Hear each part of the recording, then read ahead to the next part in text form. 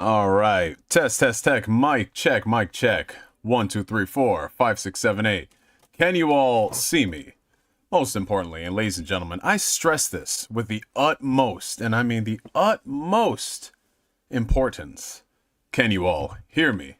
What's going on, people? What's happening? How y'all doing? Damn, that shout out to that light bright. It is hitting like a rare Yu-Gi-Oh card in a den of nerds, man. Jesus. Okay, let me just move over here. That is significantly better by comparison. Well, what's going on, people? What's happening? How y'all doing? How y'all doing? This man says, unfortunately, we can hear you. Flame, if you don't stop... But then again, it's Flame. He's got that #1 crown for a reason. So I can't hate it. Can't knock the hustle, man. Being #1 hater in the chat. Well, let's go ahead and get some shout outs going while we wait for everybody to pull up. So starting at the top, we got the homie J Fam. Hey, yo, what's up, Jay? We got Pooh Bear, Perfect Time Neo. I just got off work. Yes, sir, y'all. I'm hitting y'all with a late night live stream. I want to say this is the latest I've ever started a stream.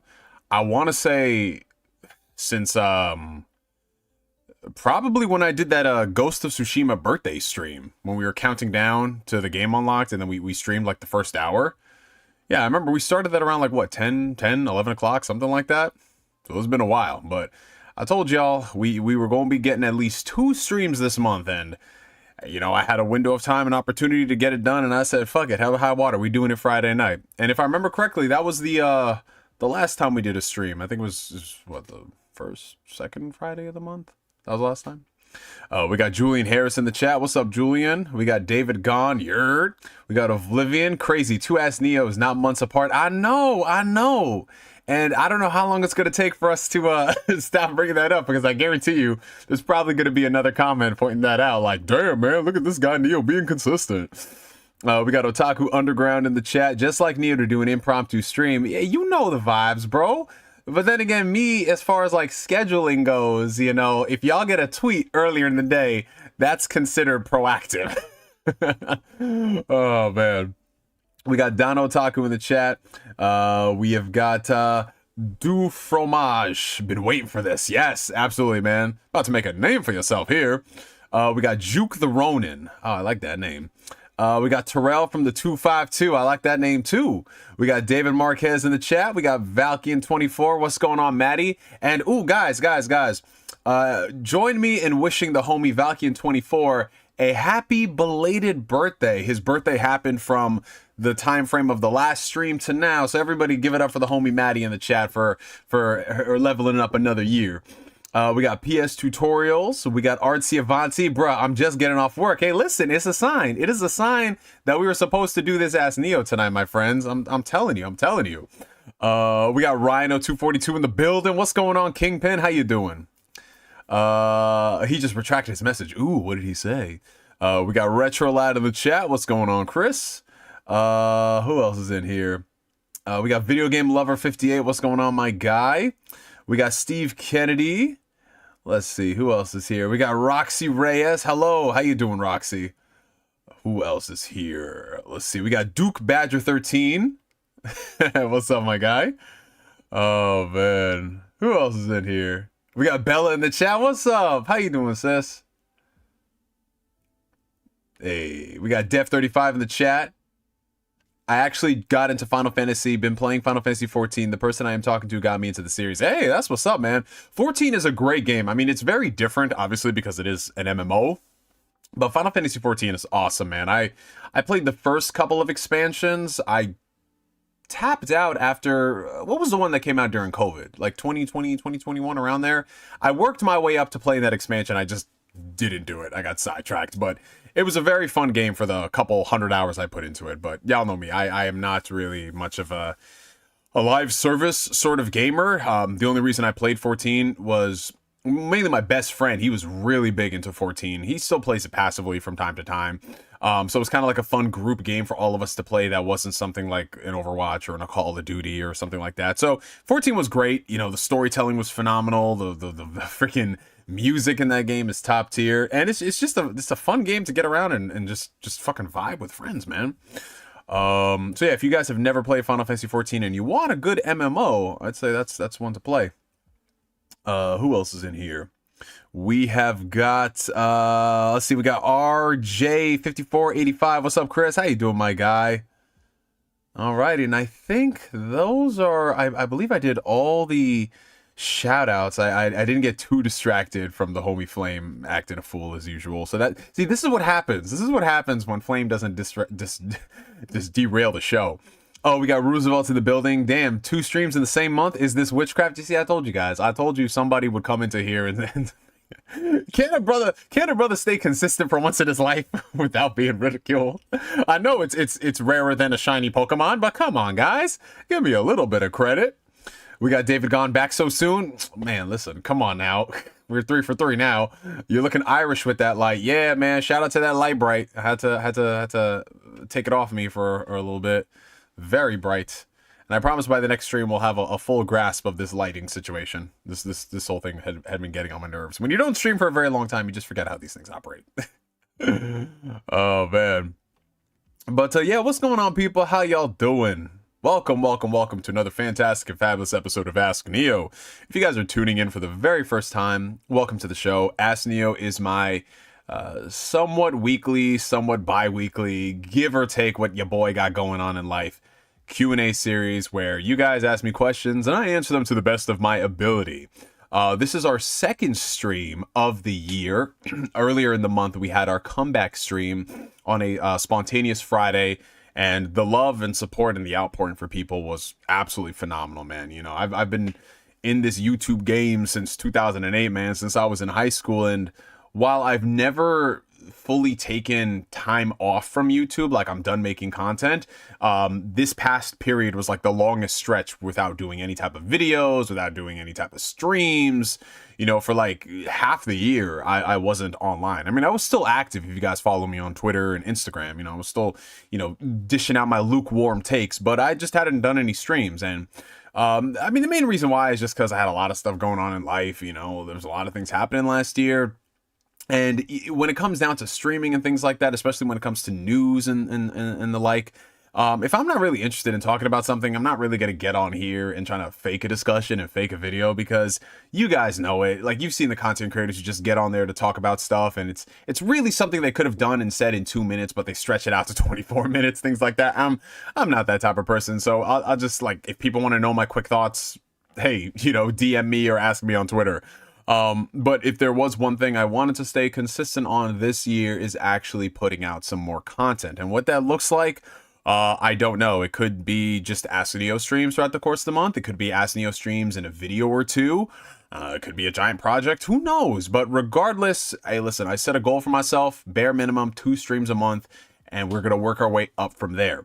And considering this is the second to last day of the month, I said, you know what? We got to do it, man. We got to do it. So, you know, as far as housekeeping is concerned, I don't really have too much to promote in terms of like videos and content that I've put out. But if you guys want to check down in the video description, those are all of my social media outlets. So if you guys want to follow me on Twitter, which is where I'm the most active, give your boy a follow on there. I also have my Instagram page right there if you ever do want to talk about stuff in a more personal, intimate setting, you know, because anybody that knows me, y'all know I love sending voice notes back and forth, because it's so much more convenient as opposed to type down on the keyboard and on a phone and all that shit. But yeah, you know, if you guys ever want to reach out to me, those are the outlets right there. And welcome to everybody who's been joining in between. I see we got a lot of homies in here. We got the homie right Geki Core, my man Walter in the chat, perfect time, and I got my chicken sandwich and my fries ready to watch the GOAT. I love you, brother. Yo, shout out to you. We got the homie GC Plugs in the chat. Hey, yo, we got the California clique checking in.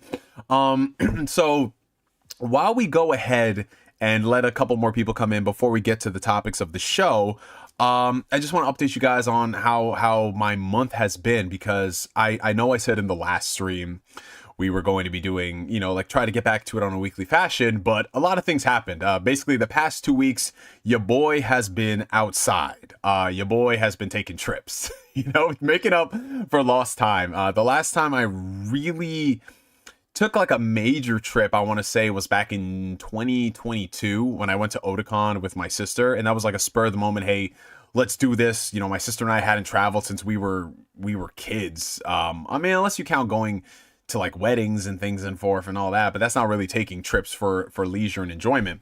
So, you know, my sister and I decided on going to Otakon, and we planned the trip in literally a month. But yeah, this was like the first time I had actually taken a trip for leisure. I did 2 of them. So the first trip was a few days after I did the live stream. I actually went to Vermont with my girlfriend. We went to Vermont in the winter time. We went during, was probably like every time I traveled to Vermont, because this is not the first time I've been there, this is the second time, I always catch them when it is their least coldest, right? Because, you know, Vermont, anyone who's ever been there, if you've lived there before, it gets ridiculously cold, man. I'm talking like to the point where if your car gets stuck, you better hope and pray that you got all types of survival kit and gear, because when that chill kicks in, bro, it's crazy. So, you know, we got there and it wasn't really anything crazy. We actually overpacked for our trip. We packed a lot of, you know, like thermals and things like that. And when we were doing our hike, it wasn't anything crazy. We actually started sweating. But Vermont was beautiful, bro. I had a great time there. We were there for, we got there Monday, Tuesday, and then we came back Wednesday night. Very smooth drive over, very smooth drive back. The food in Vermont, if you guys have never been there before, phenomenal, straight up farm to table stuff. Like you know where your food is coming from. They know the cows, they know the chickens, all of that stuff. It was great. You know, this was the second time I'd been there. The first time I was there, I stayed around the Stowe area of Vermont. This time I was in Killington, so I got to see like a completely different side of Vermont and driving around and all of that great stuff. So it was fantastic, man. Then I came back, you know, went back to work for a little bit for like the next week and a half. And then the following weekend, I took a trip to California. Now, this was not something that most of, if you only follow me on the streams, you would know, because it was a thing that, I, again, kind of spur of the moment thing. I went to California to go watch the Persona Live Awakening concert. So let's rewind a little bit to back in October, November.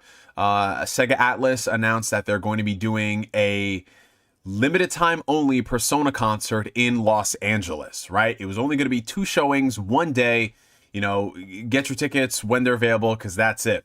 So I was thinking to myself, I was talking to my group chat of people who are actually here right now. Shout out to GC Plugs Bobby and JFam. We were like, yo, what if we all got tickets to go see this Persona concert? Wouldn't that be crazy? Ha ha ha, yeah. And they're like, okay, let's humor the idea of going to California. So the day the tickets went up, they had the pre-sale and everything. We were all rushing to buy the tickets, and you guys know how it is. Whenever you're trying to buy something like video game consoles, concert tickets, things like that, it's always a mess, especially if it's limited time. So we were trying to buy it around like 11 o'clock in the morning, and then they had like different time frames where you could go. The homie GC Plugs, he ended up getting tickets for the 8 p.m. show, which was like the premier marquee show.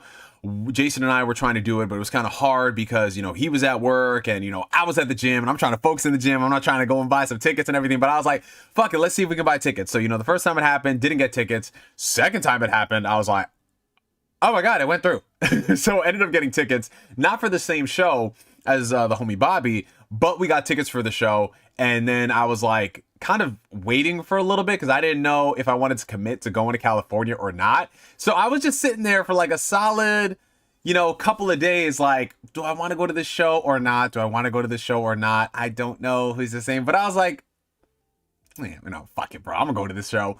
So I called the homie Jason and I was like, Jason, request off for work this week in January. We're going to the Persona concert. And Jason was like, I bet, bro. And so then from there, it became us planning the trip. So we planned the trip. We stayed out. We flew out together because, you know, he lives in Jersey. I live here in New York. We flew out and we got there Friday afternoon. We spent Friday, Saturday, Sunday, came back Monday. And not only was well, we'll get to how dope the concert was in a second, but we flew out in the most opportune moment for us, because any of y'all who lived in like Texas or the Northeast, you guys know what just happened last weekend with the giant snowstorm. So the funny thing is, I think because just based off how the weather has been in the past couple of years, they always overhype how crazy these snowstorms are. Like, oh my god, we're gonna get like 60 feet of snow and blah blah blah, and then it's like 4 inches, something like that, you know. And as somebody who despises snow, I was actually okay with all these overestimates and then the snow, Mother Nature under delivering, because I can't stand snow. You guys know this. It's cute in the moment, and you go and you walk around and wow, this is the winter wonderland, and then you realize the very next day how much frozen hell it is dealing with snow. And now people are realizing it because it is brick as fuck. It's brick britty up here in New York, and the snow is not dissipating. It is not going away. So now people are realizing why snow fucking sucks and why it is a hassle to deal with. There's no parking situation if you live in the city. You better hope and pray you don't get a ticket. You just got to park anywhere that you find a spot. And it just fucking sucks. It's terrible to deal with. But I digress. All these people saying, I can't wait for snow. Yeah, go shovel my car out of snow if you love snow that much. But regardless, we left at a great time because we were in Cali. Cali wasn't hot. It was like 60 degrees when we went there, but it was nice. 60 degrees, no breeze, no nothing. So, you know, it was perfect sweater weather, man. Sweater weather. I love that shit, bro. And it was only really on like the last night that we were there where we had to like bring our jackets or whatever. But even then, it was like if we had hoodies, we would have been okay.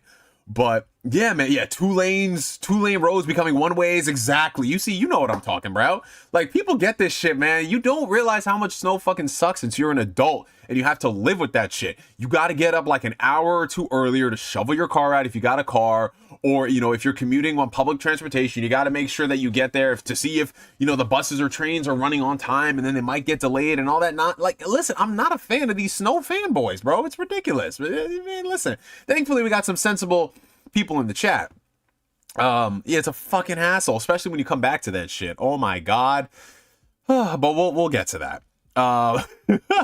So regardless, we flew out there, and what was really awesome about this trip was this was the first time that I really got to explore California as a tourist, because, you know, this is my third time going to Cali. I went there in 2017 for PlayStation Experience, and I went there in 2018 for E3 when I got invited by Nintendo. Now, both those times I was there, I didn't rent a car, and I was hanging out with my friends at the convention. And you guys know how it is. When you are going somewhere for a convention, you're there for the convention. You're there all day from morning to night. You're rarely doing stuff after the fact. And if you're doing something else that's not on the convention site, you're probably going to an after party with people from the convention. So I really didn't get a chance to explore Los Angeles much on the times that I was there. Like, the first time that I was there, I was in San Diego and Anaheim. The second time I was there, it was purely Los Angeles. Until I drove back to San Diego with my friends. But we went to Little Tokyo for one afternoon, but that was it, man. So this time, you know, me and Jason were like, hey, listen, outside of the Persona concert, we got nothing that we really need to do. So let's just be tourists in LA. And that is what we did, man. We just explored as much as we could. And you never realize how much, you never realize like how little time you have in a place when there's like so much stuff to do. Like, we had ideas like, oh, we're gonna go here, we're gonna go to Venice Beach, we're gonna do this and that, and then here we are, we're on the final day, and we're like, shit, man. Because, you know, when you're driving around, you want to try to get things that are not too far out of your way. You feel me? Even if you start the day at like 8 o'clock in the morning, 10 o'clock in the morning, there's only so much you can do. But I'm so happy we got to do the things that we did. Oh, shout out to the homie Long Live Kevin Samuels with the $5 super chat to start the night. If you guys do want to get your questions answered on stream once we delve into the topics, super chats are a great way to do it, and they also support the channel as well. So thank you so much, bro. He has a $5 super chat talking about High Guard. The High Guard hate is forced. Also, what would you rather fight? Noctis from Final Fantasy 15 or Sora from Kingdom Hearts? If I had to pick and choose, I'd rather fight Noctis, just because you see what Sora can pull off. You see what this dude is capable of. You see, like, the extent of my friends or my power and where that can take a motherfucker. Like, I don't want to mess with a dude who fights with a key and has these giant clown shoes. I'm not trying to deal with that nonsense, bro. Like, I'm just like, yeah, whatever you say, you win, bro. But even then, would I ever get into a fight with Sora? I feel like I'd have to do something really fucked up for Sora to want to fight me. You know what I'm saying? So I would definitely try to fight Noctis. You feel me? Like, I feel like he's the lesser of the two. But in terms of like high guard, you know, high guard is going to be a topic in and of itself, so we'll save that for later. But thank you for bringing that up, bro. I appreciate you. We're definitely going to talk about high guard after we do the first topic. But let's finish up this discussion on Cali. So we were like, yeah, let's just explore, let's have a lot of fun. And man, this Cali trip was one of the best trips I'd ever been on, bro.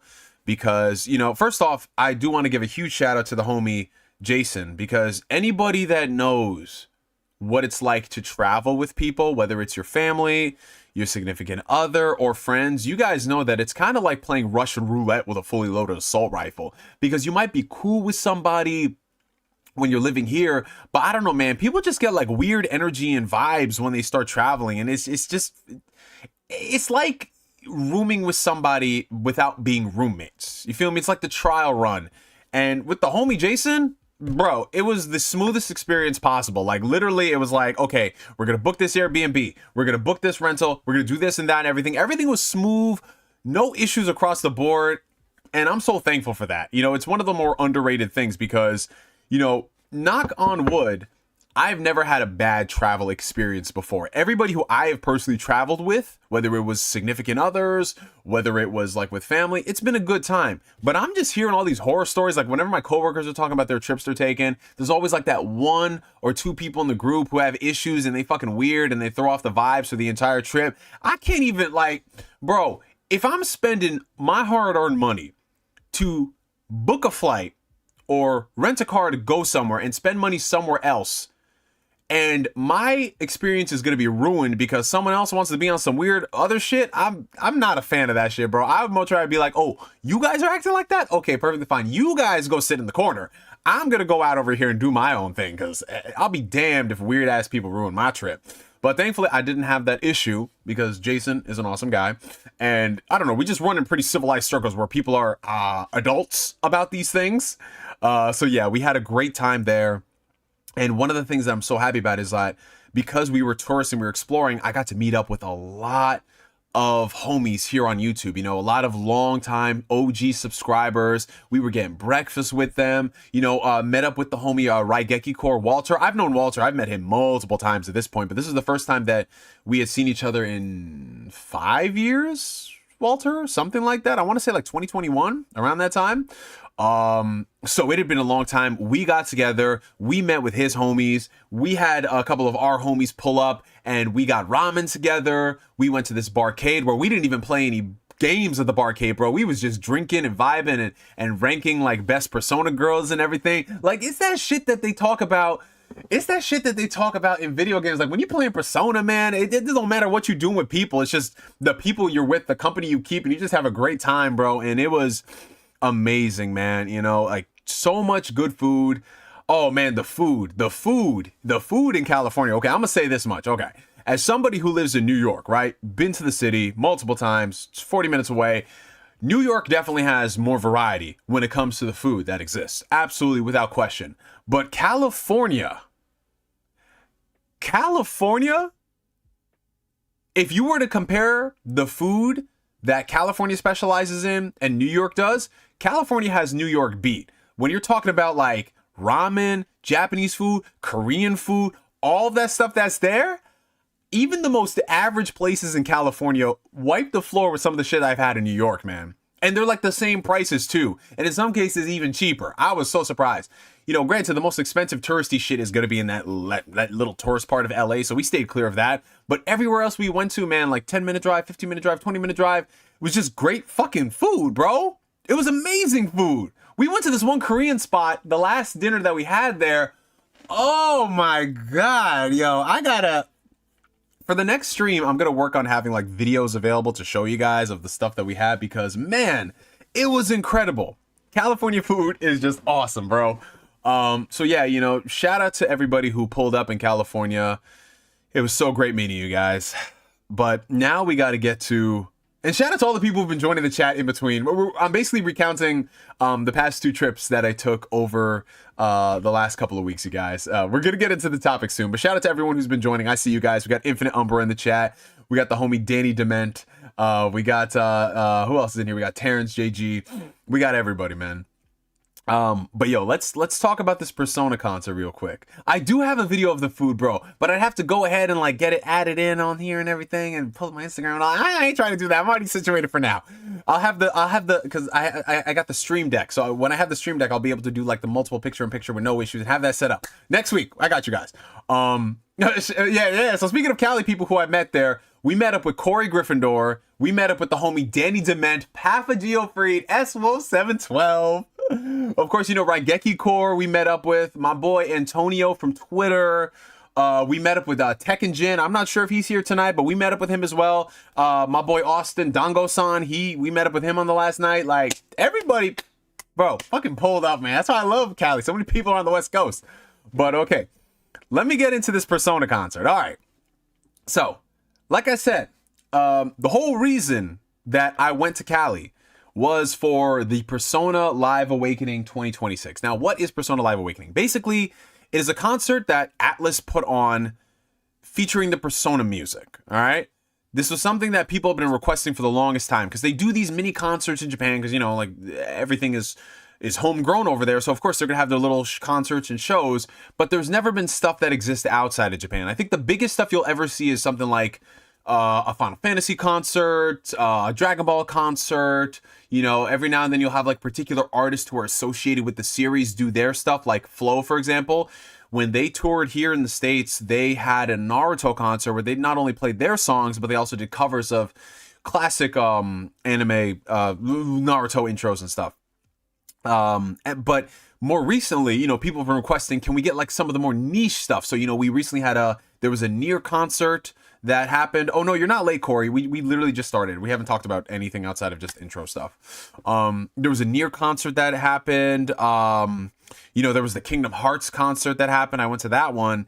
But, you know, Persona was like that next big thing. And we're just waiting for like, when will it get to the point where they will have a worldwide concert? And they didn't do a worldwide concert. They had a very, very small LA one.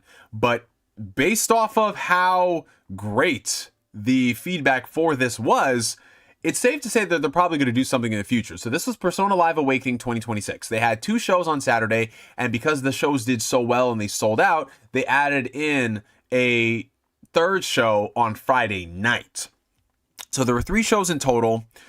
I went to the Saturday show in the afternoon. This is my first time going to like an afternoon concert, which is very weird to say the least, because usually it's like you end the night with the shows and get some drinks or whatever, but we went to an afternoon show.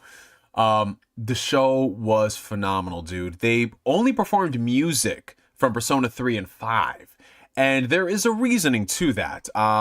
Obviously, you know, Persona 4 exists. It is a game. Everybody knows Persona 4 Golden. It's existed for the longest time. It's available on everything. But the thing is, for the show, they were really trying to highlight the newest Persona games. And what are the newest Persona games? Obviously, Persona 5 is the most recent new entry, but they just did put out Persona 3 Reload. So technically speaking, that is new.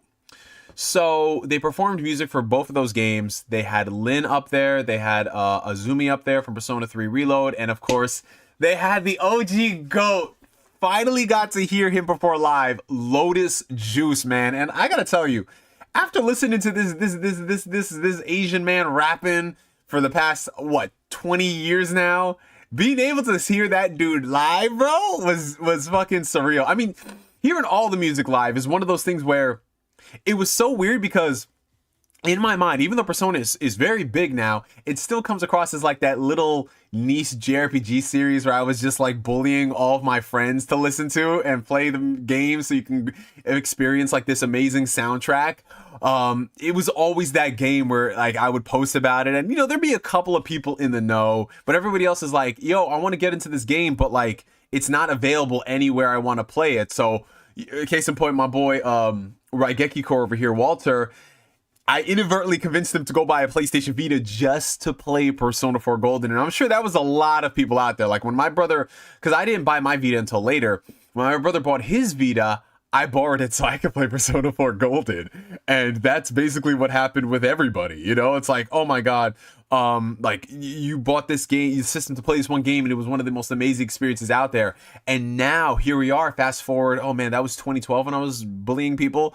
Here we are like 14 years later, and you know 5 is as big as it is, and Persona 3 Reload is as huge as it is, and how much it sold on release, like it's fucking phenomenal. But the thing is, Persona 4, because they didn't remake the game in time, if that makes sense, they weren't going to perform music for it, even though Lotus Juice was there. You feel me?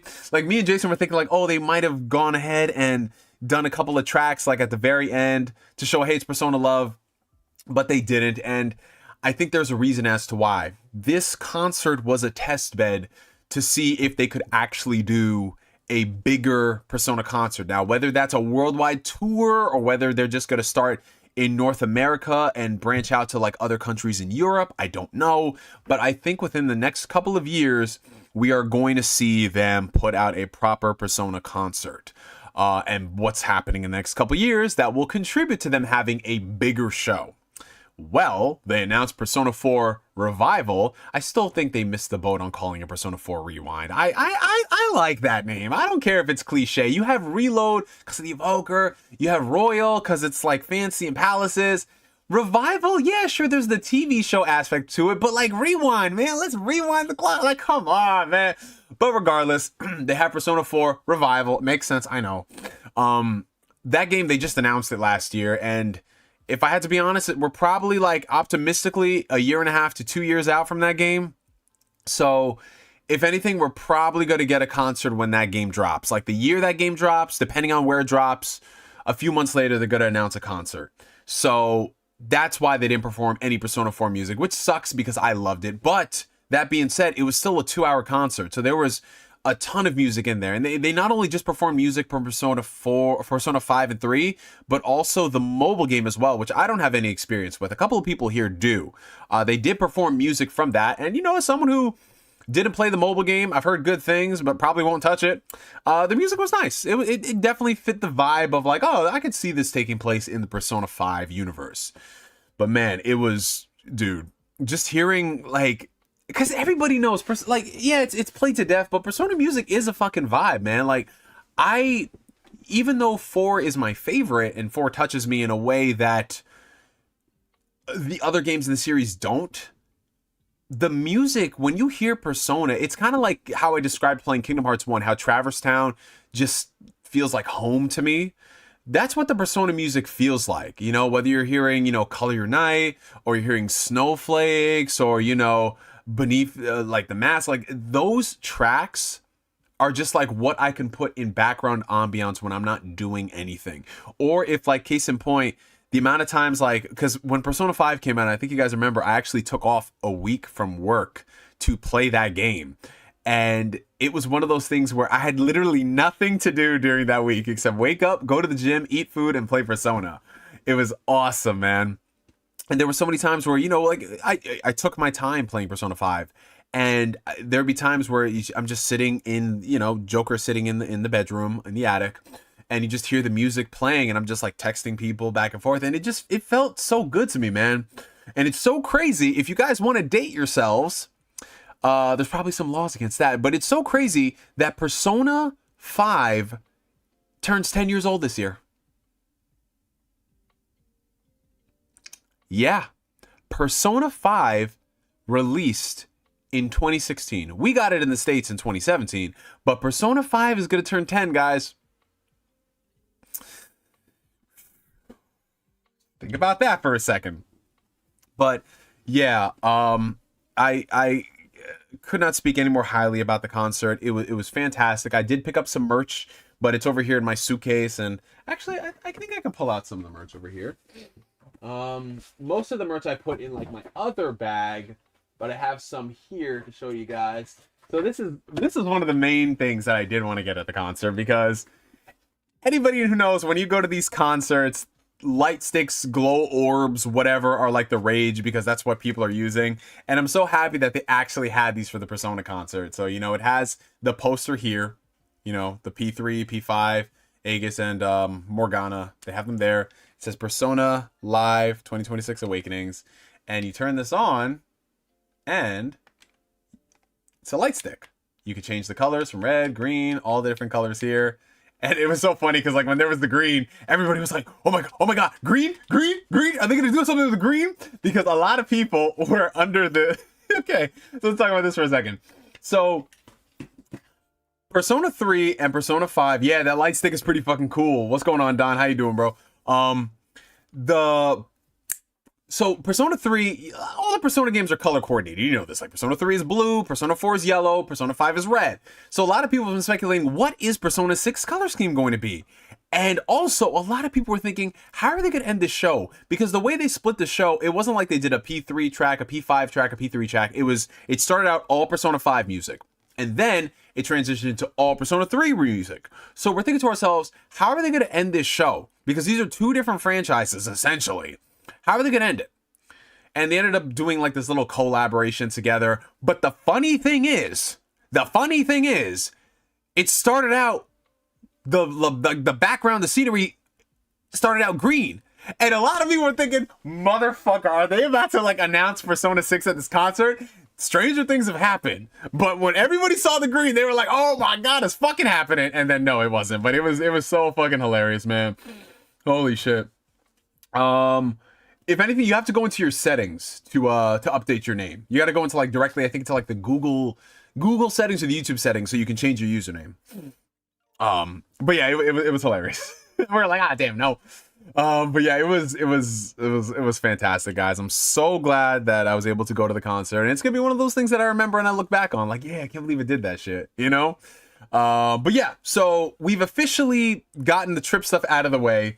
Let's go ahead and get into some topics, you guys, because we do, even though it is January, we do have a couple of things to talk about.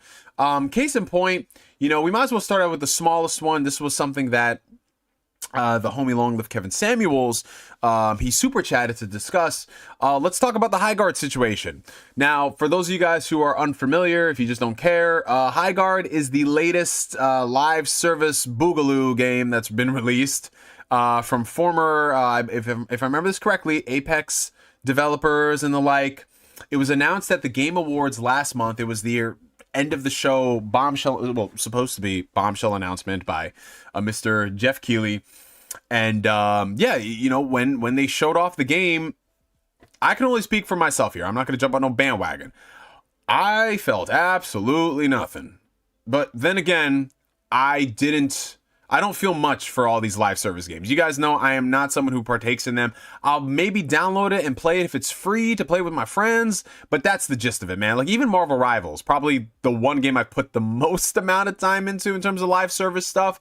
I've only put a couple of hours just because, you know me, man, I'm a single player guy, and you know, if I can barely beat those games in a timely fashion, how am I going to look devoting so much time into an online stuff? But you know, it's just not the thing for me. However, if there is one thing that I am increasingly more tired of, or I grow tired of in the industry, it's the obsession with the live service push. Now, this is not something that's exclusive to the High Guard developers, but when you're just seeing the industry and the trends that they are chasing, live service, yes, it is a very lucrative thing because everybody wants to be the next Fortnite. And I can see the appeal. If you have even a moderately successful live service game, the amount of revenue you're going to get from that versus doing a one and done single player game, trust me, they're like, it's stuff like that. That's the dream, that if we can get one success, that's why Sony was all in on like what, 12 live service games, you know, because they hoped that if they got one that was even a fraction of Fortnite, Apex, Call of Duty, Battlefield, all those things, then that will basically secure their spot in this race for, I don't know, the next generation. It can fund some other stuff. That's what they sold us on. But the thing is, there are only a handful of live service games that are truly successful, you know, and everything else is either appealing to its niche or they just fail completely. And unfortunately, this generation, we've seen a lot of studios fail. They put out live service games that don't gain any traction, and then the studio is shut down within days. That's the harsh reality of going all in on these live service titles.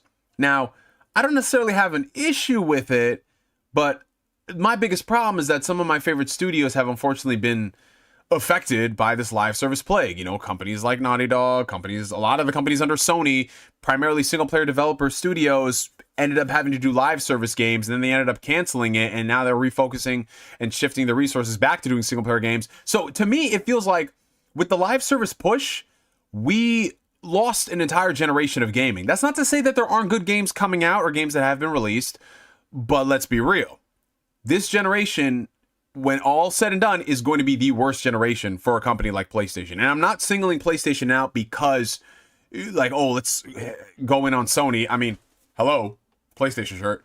But when you look at, like, out of the three publishers who have put the most amount of effort, the big three, Sony's invested the most. And when you look at all the games that have canceled and the developers who are working on games, now they're pivoting, this is not a generation. The PS5 generation is a nothing burger generation. All their games are coming out at the end of the generation or PS6 titles. And at that point, it's just like, okay, PS5 is essentially just a PS4 Pro. You feel me? You know, because at the very least, if they were smarter with their live service allocation and didn't put all their eggs in one basket, we still would have gotten a ton of great games. Sure, they might have still had to cancel live service games, but now it's just like, oh, we went from getting like maybe 4 or 5 great PlayStation games a year to 1 or 2. Like, that is depressing to me, man. That is depressing to me. And that's part of it is because of the live service push. It's just a waste of fucking time, bro. But, you know, as someone who just wants to see ideas flourish, because, you know, like, there are some situations where a live service game comes out, it's not bad. I mean, it's not bad, it's not great, it's just whatever, and then they fix it and it ends up being a good game, a success story. Listen, I want things to succeed, unless it's coming from a really bad developer who just, I'm like, no, you can go away.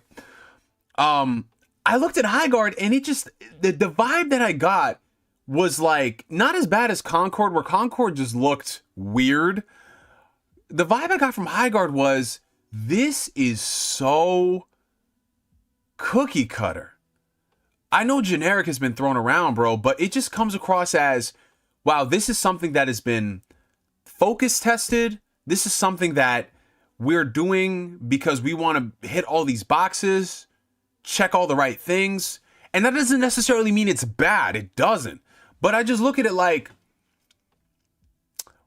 why would this pull a person away from the stuff that they're already playing? That has been my whole appeal when it comes to live service stuff.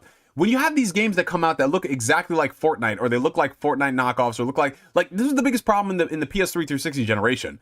When you had all these games trying to be Call of Duty, why would a gamer want to play a game that's a worse version of Call of Duty when they could just play Call of Duty? When a lot of Japanese games like Resident Evil 6 were going the more action route because they wanted to appeal to like the Call of Duty players, why would you do that? Why would you sacrifice your identity to chase that trend? And you saw what damage that did to the Resident Evil franchise. Like, RE6 is still looked at as like one of the weirdest games in the series. But thankfully, you know, they found their footing again. When Capcom started catering to the Japanese audience and making great games again, and realizing all they really need to do is, I don't know, modernize their games with good controls and have autosave and all that stuff that we've been clamoring for decades, they made good stuff. Chasing the trends and trying to be like the West for the sake of, no, let's not do that. So I look at games like Highguard, I look at games like Concord, and I'm just like, they look so inoffensive, but they don't look like they have anything worthwhile to say. That's been my whole appeal when it comes to live service, and why I look at a game and I can tell if it's going to fail off rip. And mind you, this is someone who's like not plugged into this shit. I couldn't even begin for the life of me to describe to you what makes a successful live service game outside of the very generic, have good support, good community managers, listen to the community, that generic shit. You feel me? That's the extent that I will go. But when I look at some of these games, it gets depressing. So I kind of look at it like, okay, at the very least, Highguard is probably going to be a game that's not bad, but not great. So they go radio silent for a month. They're trying to do the whole Apex thing where they just shadow drop it, which is weird because it's like you announced it a month ago and now you're trying to shadow drop with no information. It's like, are we cooked? So I'm looking at it. The game drops, and again, not trying to be mean, but I'm not seeing no glowing praise for it. I'm seeing like, well, it's not that bad out of 10. And that is what bothers me about live service games. If the game comes out and it's not great on release, you get people saying you just got to wait for them to update it and fix it and support it and all that. And listen, this is maybe why I can't play live service games, because if you're telling me that I got to stick with a game for weeks upon end, months upon ends for them to fix it and update it and it to be flourished. That's just not my cup of tea, man. Now, if there's something that's great about a game off rip and it's very fun and the gameplay loop is addictive and it's very crunchy, then I could see myself playing it. But still, the elephant in the room would exist where it's like, man, I gotta wait for new content and stuff like that. But I mean, maybe that's just me, guys. That just might be me being an old fogey. I mean, I am in my 30s now, so these kids are they're willing to play games that are just a little bit more derivative and a little bit more time consuming for the sake of. Me myself, I'm like, if a game is not hitting me, I just move on to something else. But I'm looking at it and it's like, okay, inoffensive at best. I don't think inoffensive at best games are what you need in the market. So Highguard, I'm not going to sit here and write the game off like it's going to flop. No one's ever going to play it, blah, blah, blah. But there is one thing that I notice. There's this weird hate campaign going towards the game. Now, listen, I am the first person to take the piss out of Jeffrey the Giraffe and the way he overhyped stuff. Jeffrey the Giraffe is the biggest hype beast around. Like, let's just be real about life for a second. You know, especially when it comes to like that Fast and Furious game. Oh my God, bro. That man's still on my shit list for it. But I'm looking at like him just saying like prepare to be whatever, like prepare to apologize and all this nonsense that he was saying. And I'm just looking at this game that's just okay at best. Like, what are we doing here, bro? Like, what are we actually doing here, Jeffrey? Come on now, man. This is not how you're starting out the year, bro. Like, that man was riding high from Game Awards 2024 with how good that shit was. And then he comes in 2025, and, you know, not as good, but still pretty damn solid. And then this, bro. And then this. I don't know, man. It just, to me, when I look at live service stuff, it sets a bad precedent in the industry, man. Where you have these games that come out that it's depressing because you're asking so much from the consumer. You're asking so much time from them. And time is such a precious commodity. I don't think people realize how much our time matters and how much these companies are competing for our entertainment. Because you know what's so funny? I remember, again, hate the messenger, not the message. I remember there was something that came out from, I believe it was somebody at Microsoft. I'm not sure if it was Phil Spencer or one of the executives there. It could have been bald-headed Satya for all we know. When they were saying how like their competition is not PlayStation, their competition is like TikTok and Netflix and all that stuff. And at the time we were just like, that's stupid. That's just an excuse for someone in last place and what they're saying and blah, blah, blah. But honestly, bro, the more time passes, man. Yeah, did I mix up Messenger and Messenger? Yeah, just disregard the Messenger, but the message is sound. But honestly, man, when I see like the entertainment sphere and how much it's changed and what people and how they consume content. Now, I'm not saying that the same person that doom scrolls on TikTok is the same person you want playing a Highguard, but when it comes to the entertainment and what we are willing to trade in terms of our hours, I'm looking at something like a Highguard or I'm looking at something like a Concord where I don't even know if this game is going to be around in a few weeks or a few months.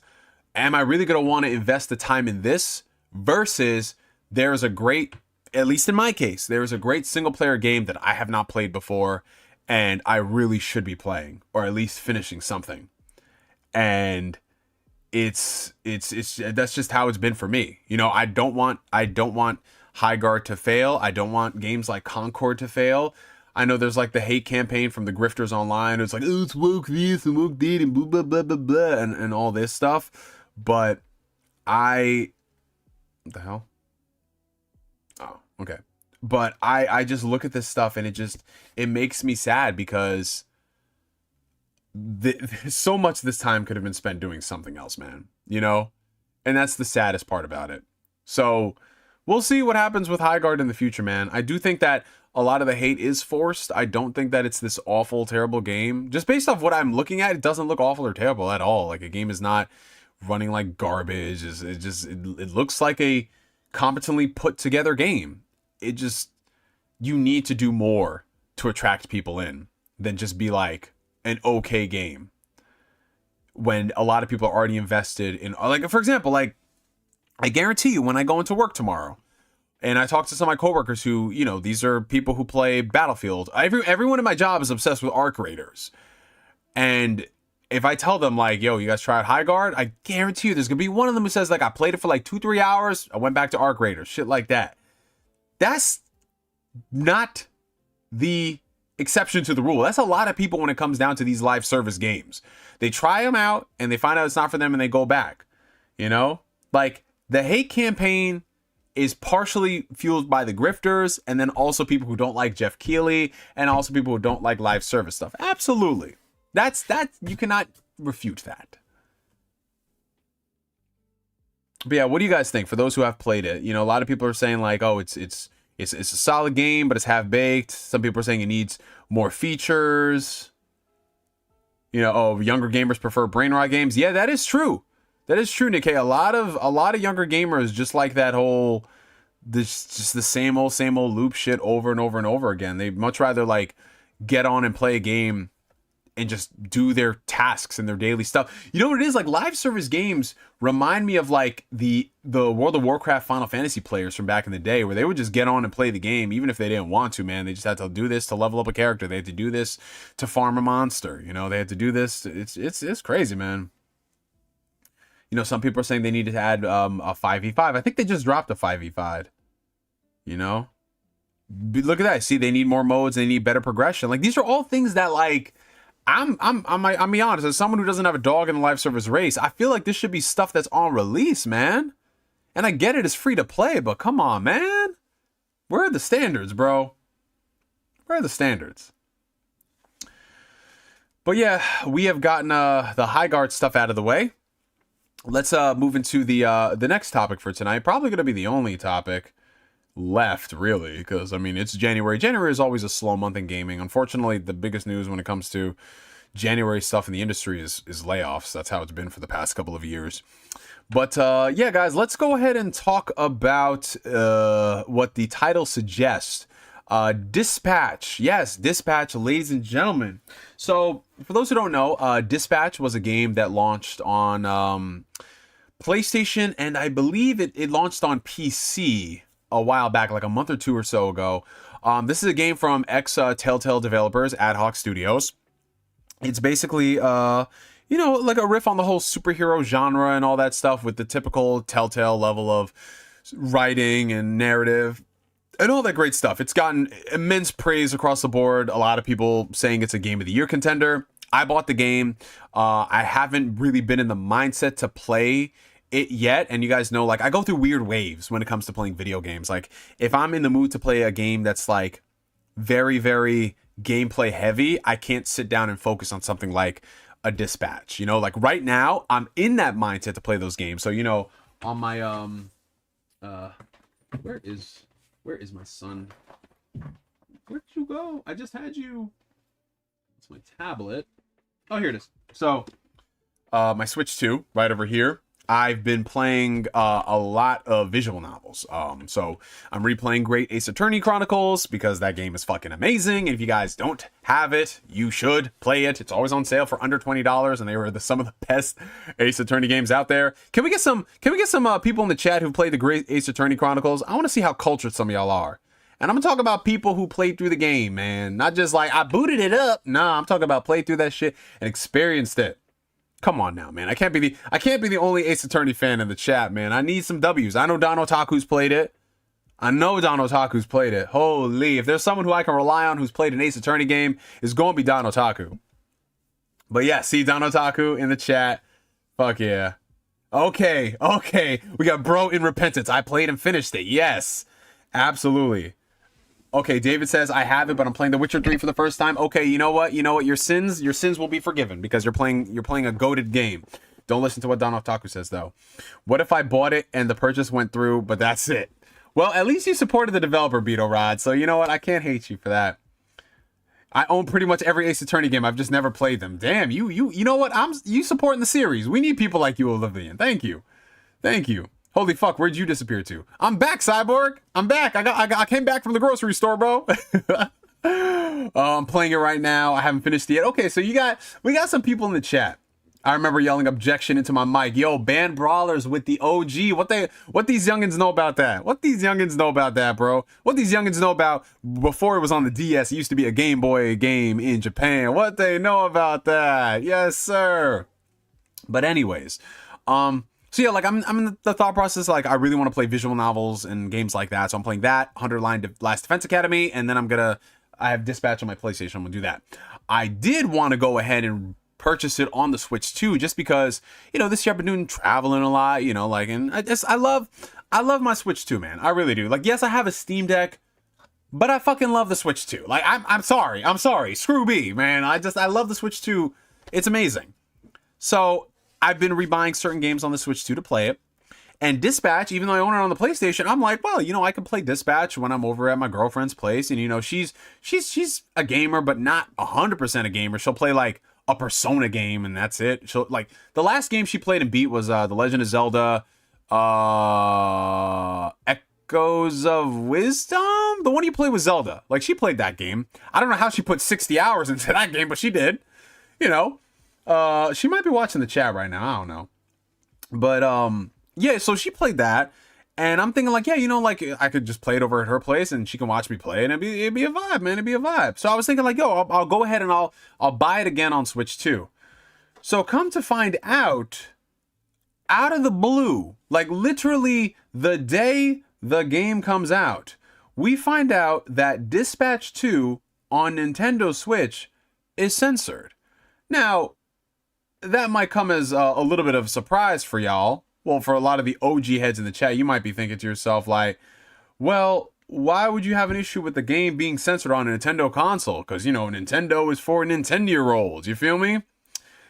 Well, the thing is, Nintendo, over the past, I want to say like 8 years or so, has really gone about changing their image. So, Nintendo used to be that company where they wouldn't allow those type of games on their system unless you had the weird one that comes out that's like, oh, wow, this is like okay. Okay, so yeah, in the Wii U era, they kind of started to change their image. They put out Bayonetta 2, they funded the game, and then they came out with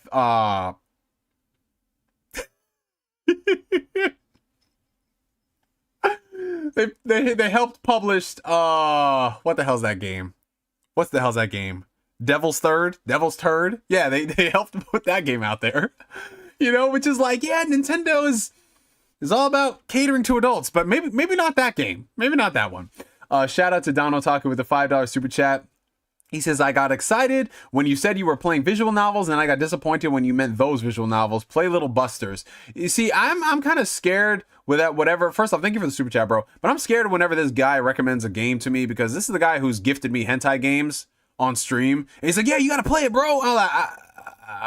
Like, he gifted me like my wife's Fuda Dick Dine Dash delivery or some shit like that, bro. Like, I just want to know what the story is on that game, bro, because that's definitely different.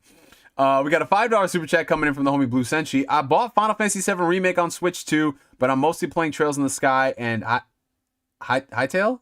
What's Hytale? Someone says Hytale's on Switch? I have no idea what Hytale is. But yo, Final Fantasy VII Remake? Hey, shout out to Square Enix, because they hooked me up the night before with a code for Final Fantasy VII Remake on Switch, and I was playing that on the plane. We'll talk about that more later, because we got to get on this topic. So we come to find out, like, the game launched this week, and the game ends up being censored. Now, Nintendo doesn't really have any issues as far as like allowing mature games on their platform.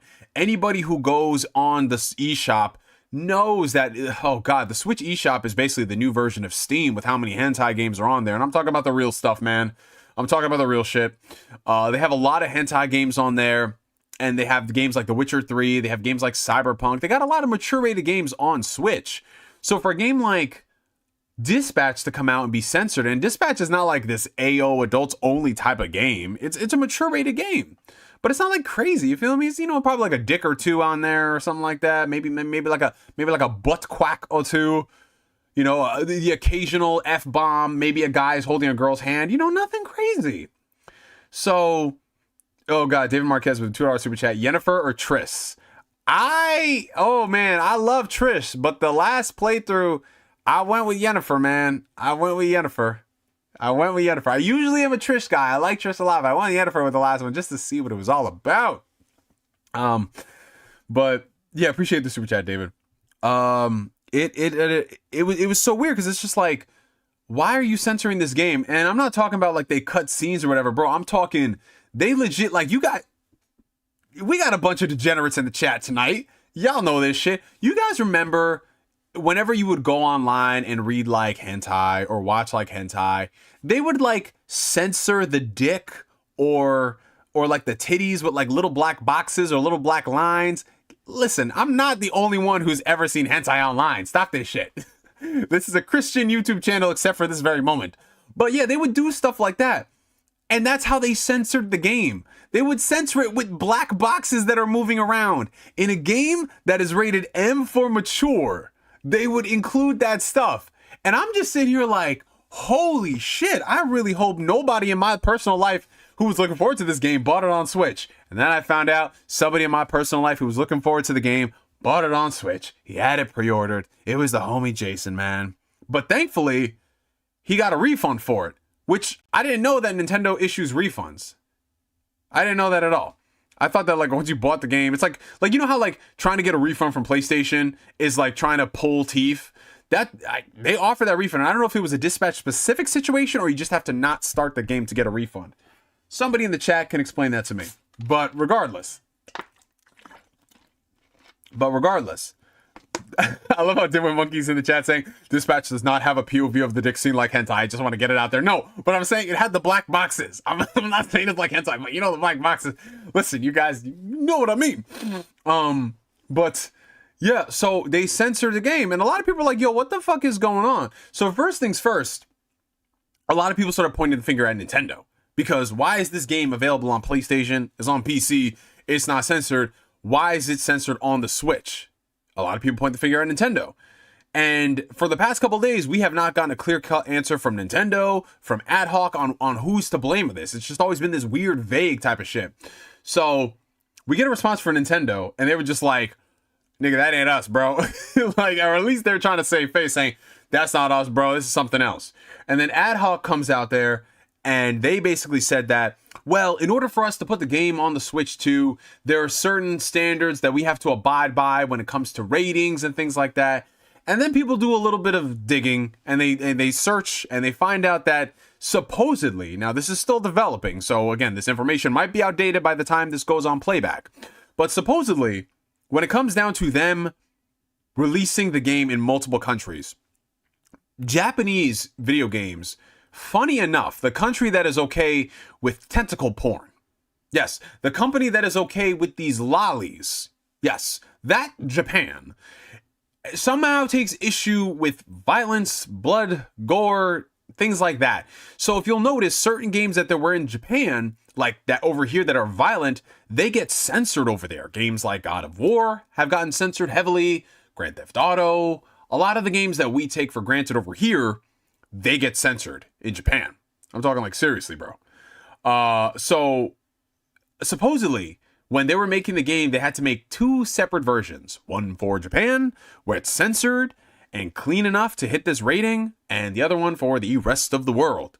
And apparently they didn't want to make two versions of the game. That's what people are saying. Like I said, this is developing, and I'm sure there's going to be people in the chat who can bring up some of the stuff.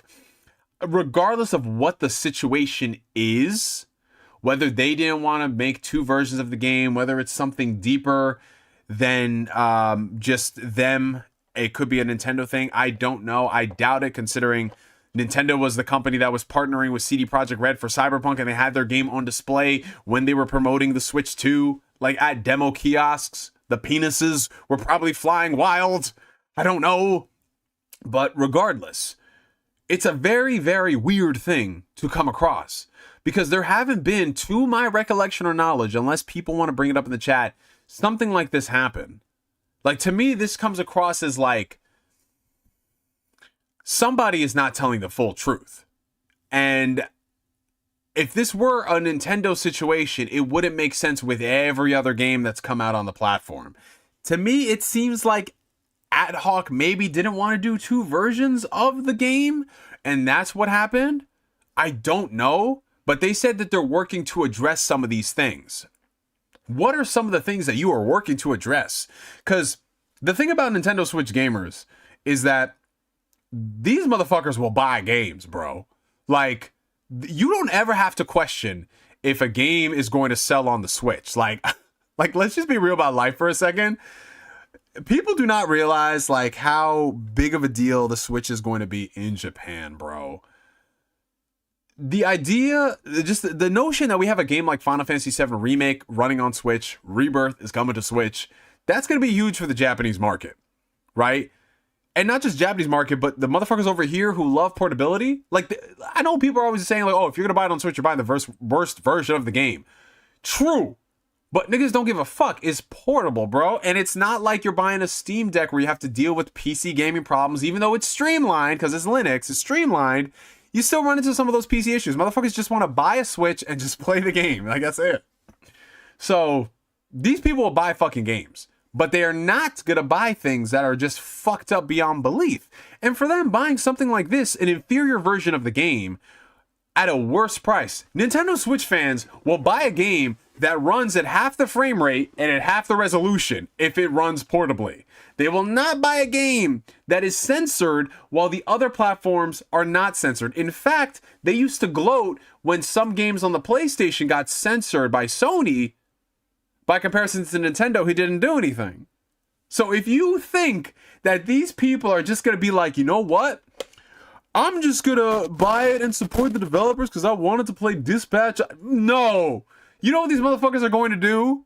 These dudes would sooner rebuy games that they own physically. They'd rebuy them digitally just to stick it to that developer, bro. Like, these people are very not serious crowd. Trust me on this, bro. So, whatever Ad Hoc is doing, they have got to go ahead and fix this shit, man, because, dude, you are missing out on millions of gamers right there. And the thing about the Switch 2 right now is that it's still a new platform, so discoverability is still at an all-time high. So if people are looking for the next best thing to play on Switch 2, and they see that there's this game that had gotten Game of the Year praise and glow, and it's coming out portably, and it's $30, and you're telling me that, like, man, we really don't know what's happening here, but we're gonna work to fix it. Like, no, these people cannot be this obtuse, bro. These people cannot be this obtuse, bro. So that is the sad situation, what's happening with Dispatch. I really hope they get this ironed out within the next 2 weeks so they can strike while the iron is hot. Because, man, if there's one thing Nintendo fans, if there's one thing they can do, is they can hold a fucking grudge. And they will hold that grudge. They will hold that grudge until that game goes on sale for $5, bro. They would sooner buy a game that they bought on Wii U. Nintendo, listen, this is how shit does not make sense, but it makes sense. Nintendo Switch fans would sooner rebuy a game that they played on the Wii U for $10 to $20 to $30 more on the Switch than buy a new game like Dispatch that's censored. Trust me, like, bro. It doesn't make sense, but it makes sense. It makes sense in their world, man. It makes sense in their world, bro. But yeah, that's the situation happening with Dispatch, bro. Fingers crossed by the next time we do this stream, they have that ironed out. And if not, F's in the chat for Ad Hoc, man. F's in the chat. And hopefully that thing launches on Xbox at some point, because this just is wild, bro. But what's up to everybody who's been joining the chat in between? See, we got a lot of the homies. We had DC Gaming in the chat. We got GM Daichi in the chat. What's up, Neo? Have you been following Itsushi 2's Ultimate Clash of Ninja or his recent demo? I did check in on it a while ago. I haven't popped in recently, but I need to do that, man. I miss those Clash of Ninja games, bro. I guess we were playing Yakuza 0 Switch 2 Edition. When that drops under $20, I think I'm going to cop it. I already have so many copies of Yakuza 0. I have it on PlayStation. I got that shit on Xbox. I think I have it on Steam. What's up, Asbel? I'm finally playing Ghost of Tsushima. It's shit's fun. Yeah. So my game share partner, he bought Ghost of Yotei. So when I finish up one of these visual novels, I'm going to go ahead and start Ghost of Yotei. Dude, oh, bro, don't talk to me about all these fucking Japanese games coming out in a few weeks, man. We got Dragon Quest 7, we got Resident Evil 9. Oh my god, bro. This is just too much. Bro, the day they announced that Dragon Quest 8 remake, oh man. Streets are gonna be they're gonna be people on the streets parading in happiness. That's gonna be me. I'm gonna be on the streets. And if I'm by myself, I'm by myself, because Dragon Quest 8 is amazing. Trails Beyond the Horizon went crazy. Well, I'm still going through Yo, this is how, man. I'm not going for this portability shit is actually real. I'm tempted to rebuy Trails on freaking Switch too, even though I have it on PS5, man. I don't know, man, 'cause it's just like whenever I go, like, I got the, like, okay, so my girlfriend got me a PlayStation Portal for Christmas, right? And I love it. But at the same time, I just I don't know, man. That Nintendo drug is an addictive thing. I'll tell you that one. Oh, $2 super chat coming in from the homie Don Otaku. What are your thoughts on Fable and the other direct games? Oh yeah, that's right. We did, man. I don't know if this is a good thing or a bad thing, but like Xbox has become so synonymous with PC to me that I just stopped thinking about them as like a competitor. But yeah, we did have an Xbox Direct, you guys. We had an Xbox Direct last week, and listen, these Xbox developer directs are always hitting. Like, even the weakest shows are still really solid. This one was dedicated towards, I call this one the Playground Games Direct, featuring something from Double Fine. Double Fine had this like multiplayer game where you play with some clay. You know, you can like sculpt a dick, and you can go around and hit people with another dick. I mean, that's cool if you like that. It was very inventive. I do like these little quirky, weird games. I think we need those in the industry. I might not be a fan of them, but I feel like the idea of them existing is a net positive versus them not existing. And then apparently Game Freak showed up with a video game. I'm trying to be nice and not talk about Game Freak discourse this year. Oh man. Hey, appreciate you, Insanity. Thank you so much, bro. We'll talk about Beast of Reincarnation in a bit. Don't worry, guys. I'm joking. Because every time I talk about Game Freak, it becomes a Pokemon discourse. I'm trying to be nice this year. But yeah, so this was the Playground Games Direct. They showed up with 2 games. First up, we got Forza Horizon 6, taking place in Japan. Finally, I mean, what else is there to say about it? Forza to me is like that fun party game that I play, where I'm not here to like be the best racer around or do whatever, but I just turn it on. I do a couple of races. I just look at the beautiful scenery and these nice cars, and I have fun with it. That's how I played 4. That's how I played 5. And that is how I'm going to play Forza Horizon 6. I'm not a car guy by any means, you guys, but looking at that shit, those cars look pretty fucking swanky. So that looks really cool. I love Japan. I love the scenery. I love the setting. I can't wait to see, like, just based off like how it's so cool, because it's so like, oh man, we're racing through the cities itself and all that. Like, I just love that. And going through the shrines. Like, that shit is dope to me. That is great. Like, I have no doubt in my mind. Apparently we might be getting Gundams in that bitch. That's how they ended off the stream. I was like, is that a fucking Gundam or some form of a mech?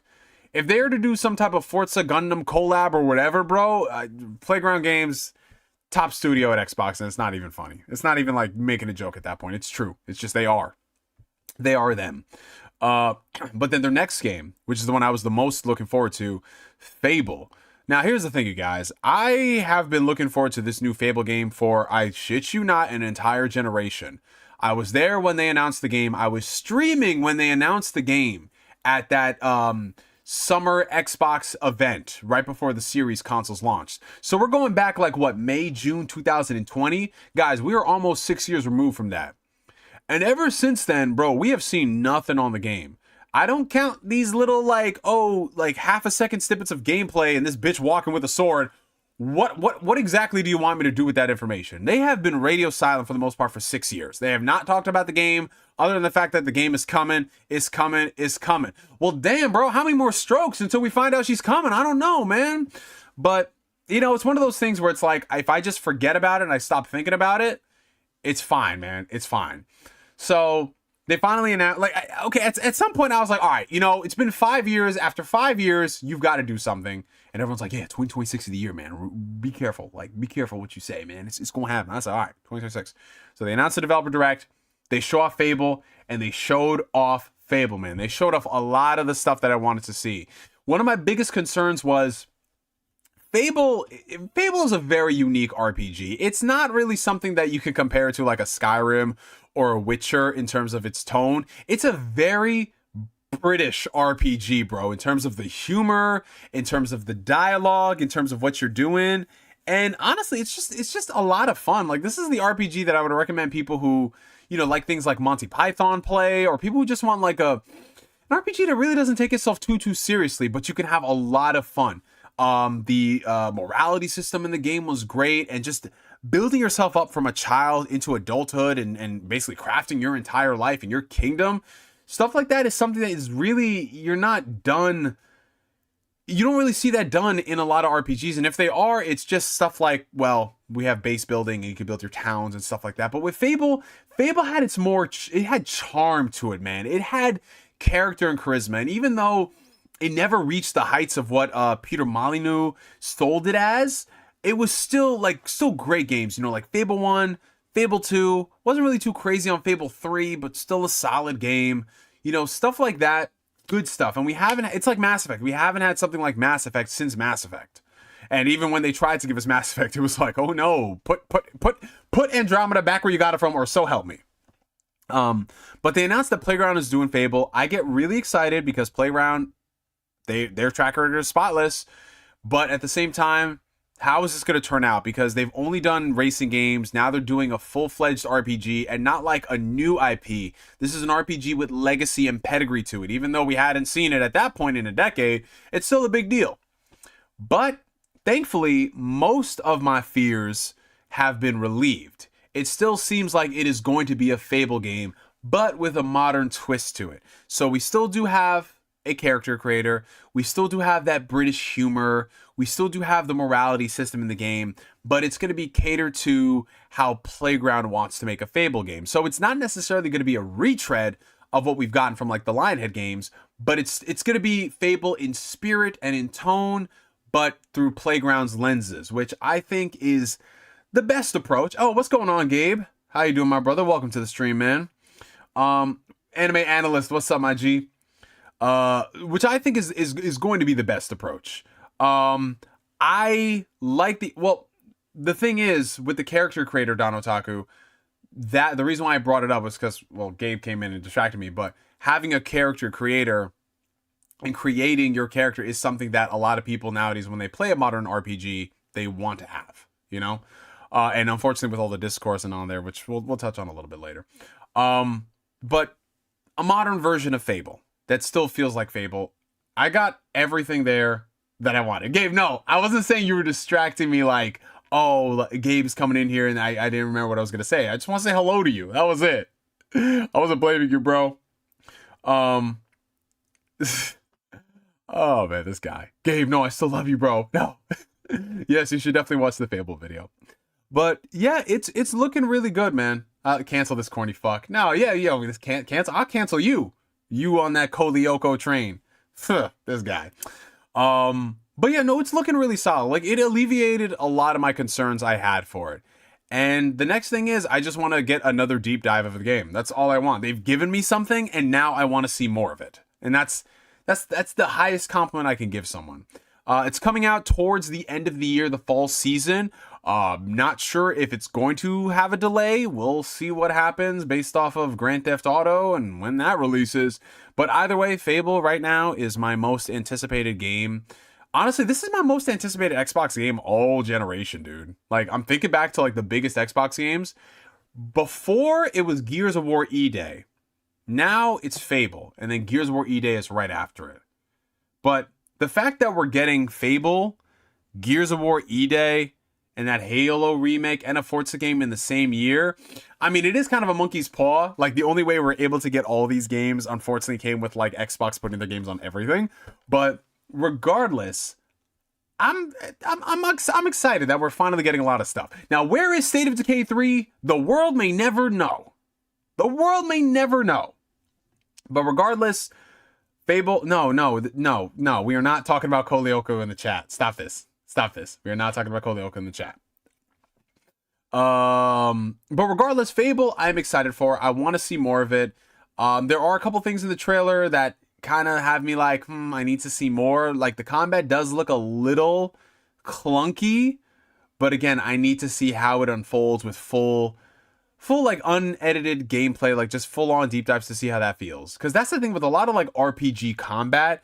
A lot of RPGs don't have the greatest melee combat. I mean, Witcher 3, for example, I just, come on now. You know, I love that game to death. I've played it 5 times.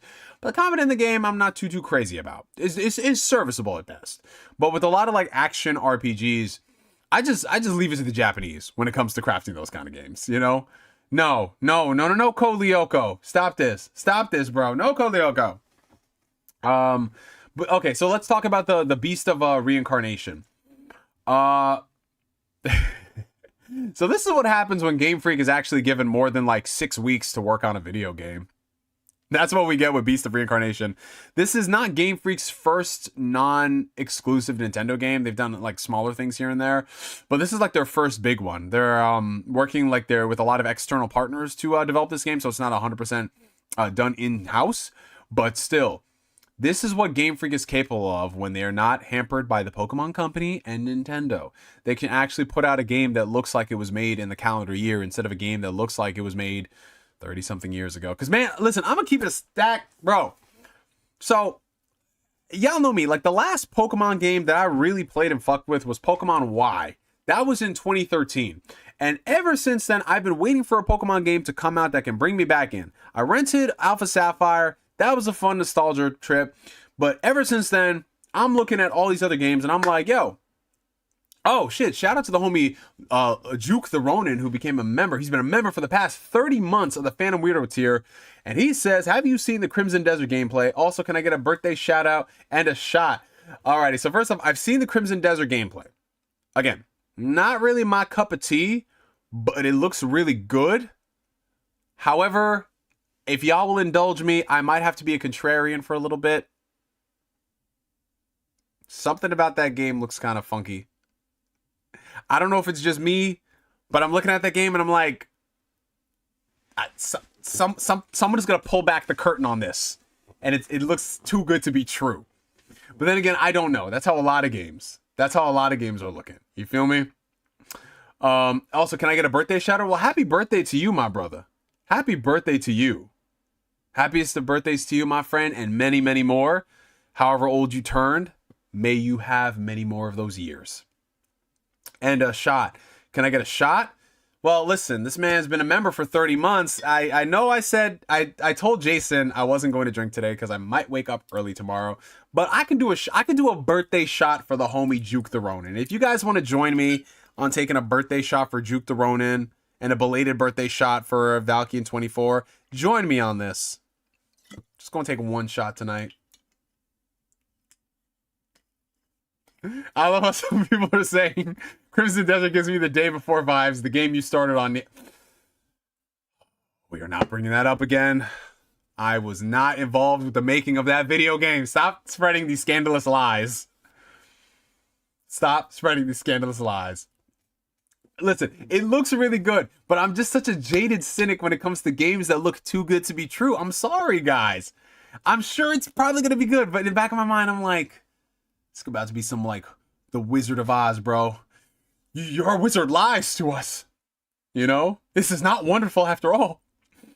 Yeah, so let's take a birthday shot. Let's take a birthday shot. We dedicate this one to the homie Juke the Ronin. Happy birthday to you, my man, and many, many more.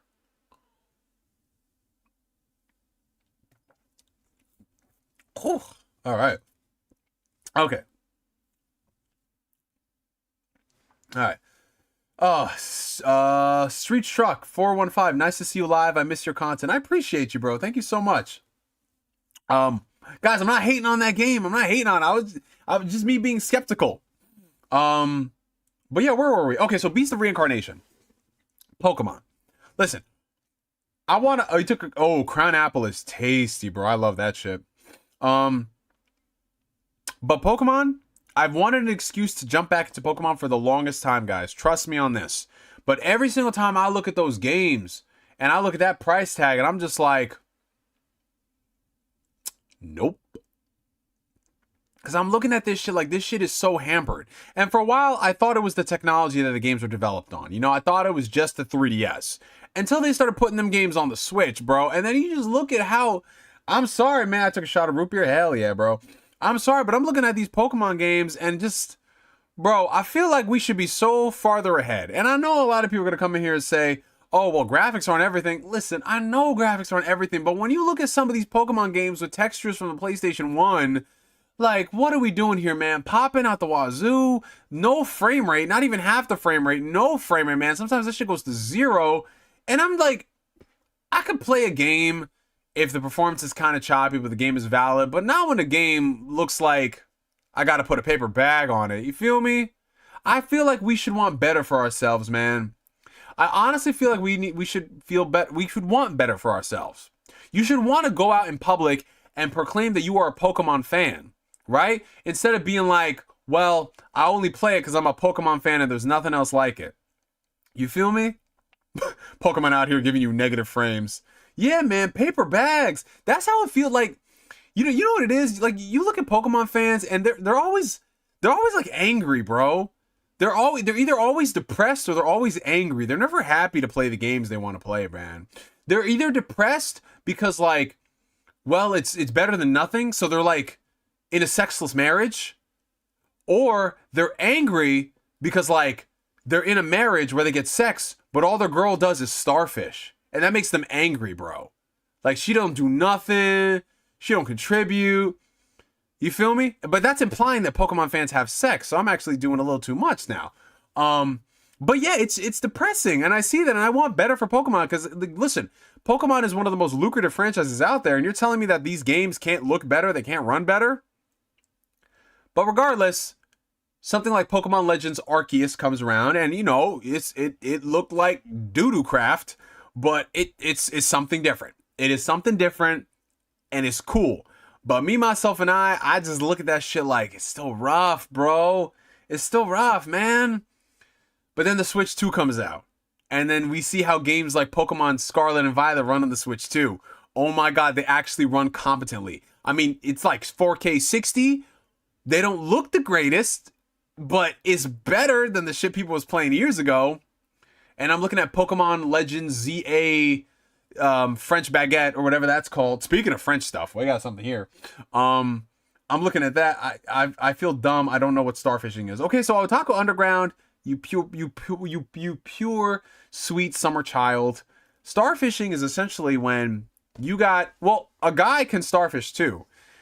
It's basically a guy who just thinks that, like, sticking his dick in something is like how you have sex. Literally just that. No type of motion to the ocean, no type of, like, hip movement, none of that stuff. Starfishing is when you're with a girl who all she does is just lie down, and she expects the guy to do all the fucking work. She don't do nothing, bro. And listen, this chat is getting kind of risque, you know. But listen, all I'm saying is you can't be a starfish if you're a queen. And also, if you're a dude out there, you gotta wiggle your hips, man. You gotta wiggle your hips. You gotta know how to thrust.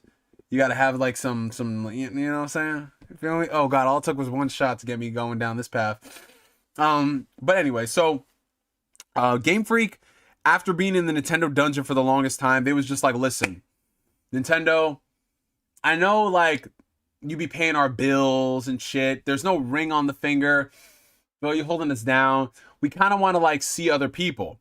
But Nintendo was just like, oh, sure. You can see other people, but you know where the real money is at. So they was just like, yeah. We're going to take some of this money and we're going to start an OnlyFans. And we're going to start this OnlyFans. We're going to get our content going. And other people are going to support us. And we're going to work with other people to build our brand. And we're going to put out some stuff. And so hence we have Beast of Reincarnation, which they worked with a bunch of other developers. They still had a couple of Game Freak people working on it, but it's mostly other studios. And the game actually looks really, really solid. Jesus is judging like, okay, we will be judged when the time comes. But listen, all I'm saying is that, like, Jesus would judge somebody who's starfishing. All I'm saying is that you don't want to be a starfishing. Like, listen, when Jesus did not die on that cross for people to be starfishing and dudes just be like, listen, come on, I want better for everybody. That's all I want. That's all I want, man. He doesn't know what starfishing is because starfishing is an L and he only takes W's. Hey, that's true, Asbelon. That's true. Jesus judges starfishes. Let's get that on a shirt. Let's get that on a fucking shirt. Jesus judges starfishes. Oh my god. I love how like this started out as a conversation on Game Freak and this somehow did not become a Christian stream. You are all to blame for this. You are all to blame. Shame on you. If I had a bell here, I'd be ringing it. Shame on you. But yeah, no, I'm looking at Beast of Reincarnation. It looks like a solid game, man. I really got no interest in it. Just keeping it a stack. Like I'm looking at that shit like I'm sure somebody will like it. But it is funny that like when you look at this and you look at the ghettos that they are working with the Switch, bro, they got Game Freak working in like the video game developer equivalent of like a fucking sweatshop factory, bro. Because when you look at the shit that they put out on Pokemon, I know them niggas is depressed, bro. Those niggas is depressed working on Pokemon, man. How many times can they hear, like, bro, you know what they be hearing? Like, every single time, like, they clock into work, the background music is perpetually the whole, like, battle theme, like, listen to that shit every single day, bro. They probably haven't seen their family in months. Oh my god, this guy's wife divorced him through a text message. Jesus, bro. R.I.P. Sally.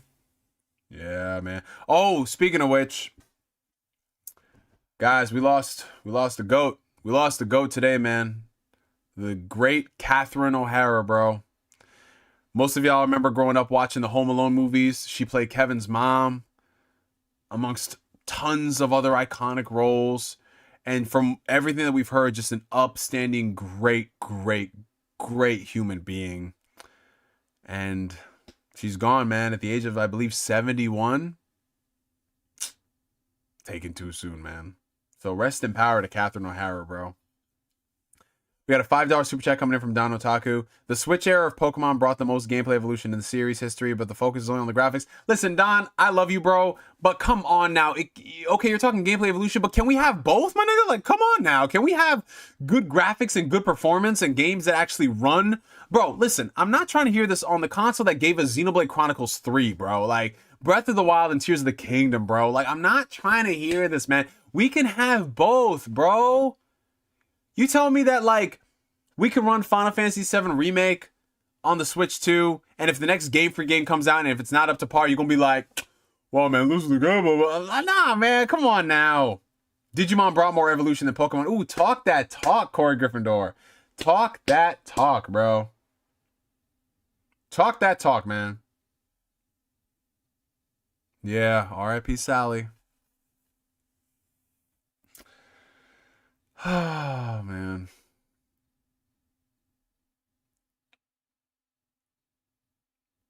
But hey, listen, if the Pokemon fans like it, I love it. Because at the end of the day, guys, we're the minority here. People like us, like these big-headed weirdos who just come on here, we are the minority when it comes to this Pokemon stuff because the games keep selling and they keep selling more and more. I can't knock it, man.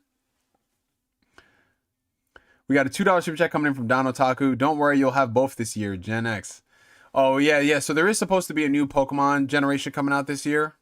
So, I mean, again, very exciting for all the Pokemon fans out there. Me, myself, and I. You know what it is, bro? Sometimes I think to myself, like, damn, I wanted to do some cutesy shit with my girlfriend. Like, oh, man, could you, like, when a new Pokemon, because I've never done this before. I've never had a significant other who's into games like that.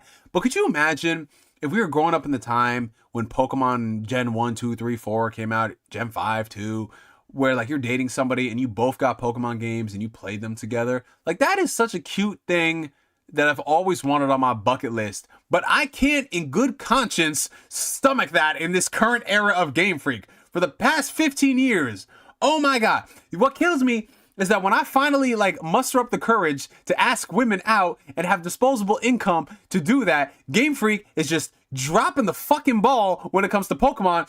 I can't for the life of me in my wildest imagination ever ask a girl, yo, you want to play this Game Freak game with me, this Pokemon game? That would be fucking depressing. She would break up with me on the spot. Could you imagine dating a girl and then you buy her Pokemon Scarlet and Pokemon Violet and then you'd be like, hey baby, I got this game and I love you, and she's like, oh my god, wow, the game, oh my god, wow, yeah, Pokemon, woo, you know, gotta catch them all. And she plays that shit, she boots up the Switch too, and she's just like,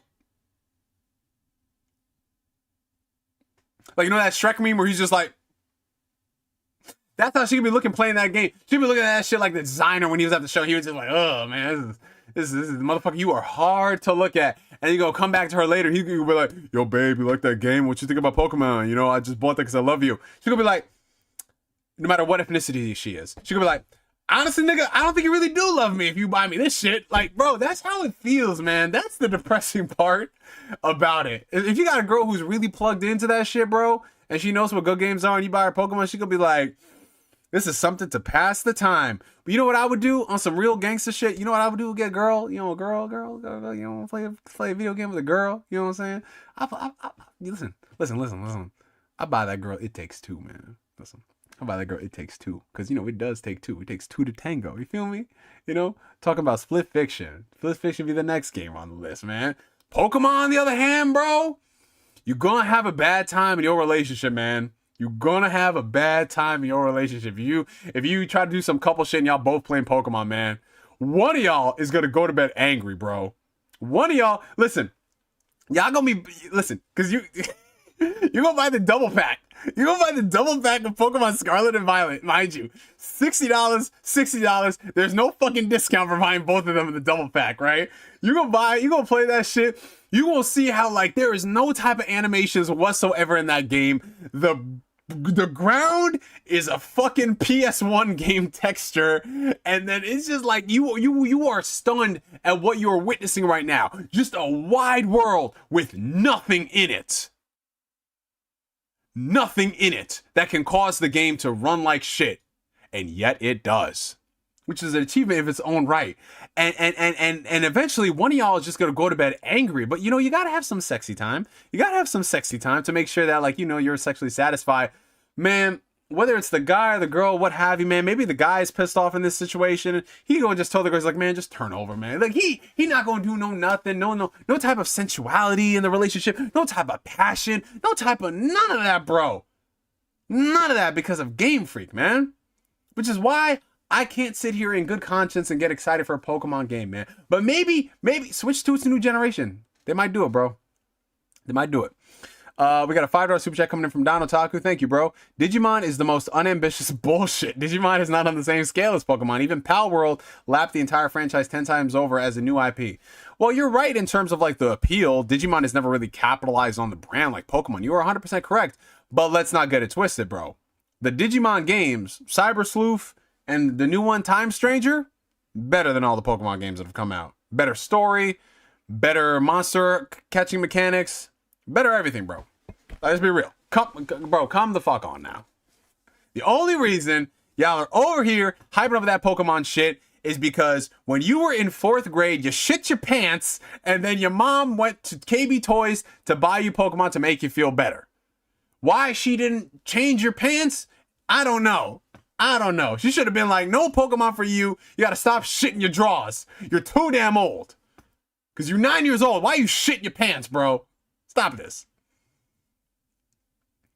Oh my god, one shot he goes off. Yo, listen. It's because it's Game Freak and Pokemon, man. Like, shout out to the fans. Shout out to the fans who go into the midnight launches. I hope y'all have fun. You know what I'm saying? If y'all like it, I love it. I do. But at the same time, I'm not... Listen, if you look up 50% of marriages in the United States of America end in divorce, and if you take that data and you extrapolate why there's divorce, infidelity, finances, domestic abuse, I'm pretty sure further down the list, there's a fraction of a percentage that has to do with Game Freak and Pokemon. I'm just saying, look into the data, guys. Look into it. It's available. Come on. Fuck. All it took was one shot for me to go on this tirade. Man, I wonder what 2 shots will do. He's hurt. You know what it is, Bari? What's up, bro? How you doing? You know what it is, Bari? Like, I don't even care about Pokemon like that, but it's just like, I don't know, man. I feel more bad for the fans, man. I feel more bad for the fans than anything else, because I'm looking at this shit like, you know what it is? It's like pigs. It's like pigs. They're like eating slop at the trough, bro. Because it's just Pokemon, man. I don't know. And by all means, listen, I am wrong because the games keep selling. I know that. I know, guys, trust me when I say I know that I am wrong. But man, it's funny because it's the same cycle. Every time a Pokemon game comes out, niggas hype it up, niggas love it. And then a few weeks later, it's like, man, you know, we could have gotten better. Well, you couldn't get better if you stopped buying every Pokemon game on release to be a part of the conversation. It's like Call of Duty fans, bro. Every year, Call of Duty fans complain this is like the worst game ever. And niggas still bought that shit. They bought the map packs. Well, they don't do map packs anymore, but you know, they buy the battle passes. They do all that shit. Now Pokemon is more expensive, bro. It's crazy to me. Anyways, guys, for our last order of business, we have got something that we haven't done on Ask Neo in a very long time. We have got a taste test, okay? Rescue Squad, what's up? Good morning, man. Well, I love how this entire chat is just Don Otaku versus Corey Gryffindor versus all the people. Also, no matter what ethnicity is crazy. Yeah, I'm just saying, bro. I'm just saying, like, every woman in a relationship who was forced to play a Pokemon game because their boyfriend wanted to, they get the N-word pass for that one specific situation, provided they don't say the hard R part. Provided they don't say that. But anyways, it is time for a taste test, guys. We haven't had a taste test on an Ask Neo stream in a very long time. I want to say the last time we did a taste test was, what did we have? We had like Little Caesars pizza. I remember when Gabe and I were doing our podcast, Gabe ordered Little Caesars and we ate it on stream. That was a lot of fun. And then there was that one time where I lost the bet, but I was a man of my word. So I had to eat a spoonful of mayo on camera because, you know, that's what we do. But we have something a little bit more delectable tonight, ladies and gentlemen. We have got ourselves, straight from Paris, France, we have got ourselves some potato chips. Yes, sir, ladies and gentlemen. As you can see, it is very French. Niggas play Expedition 33 once and they just start buying imported French potato chips. that's what happens, guys. But yeah, there is story significance behind this. So, one of the homies in the chat actually has a connection to this company. The company that he works for does a lot of work importing a lot of French cuisines, and this homie in the chat always said, hey, you got to try this stuff out. So I was like, okay, I'm going to go ahead and try these potato chips out. And I was like, sure, let's do this. And so we have these two potato chips right here.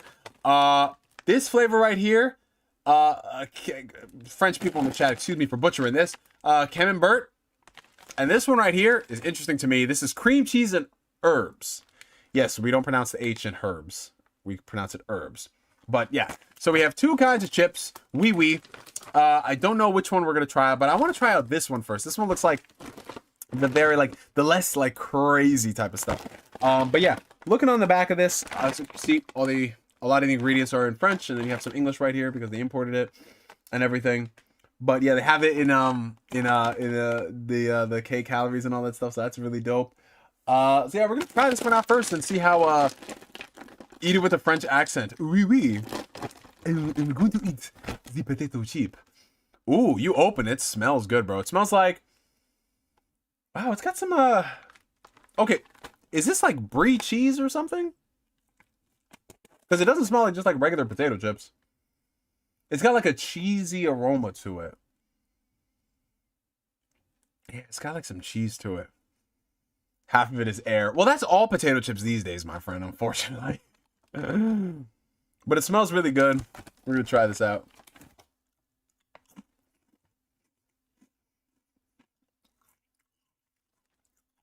So, it's got the, it's basically like, you know, it's similar to like if you're eating like a Ruffles or something.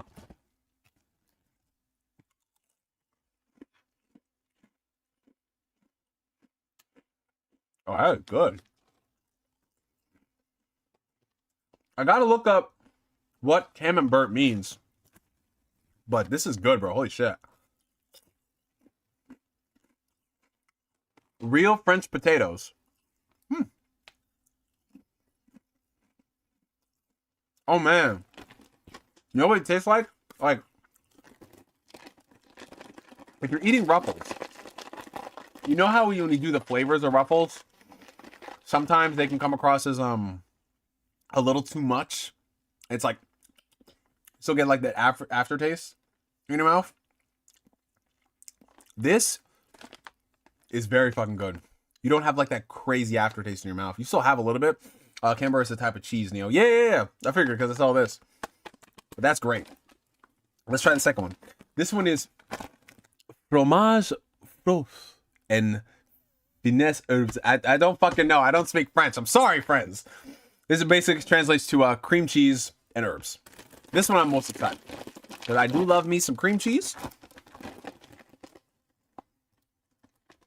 Even though I looked at this and I was like, oh wow, it kind of reminds me of sour cream and onion.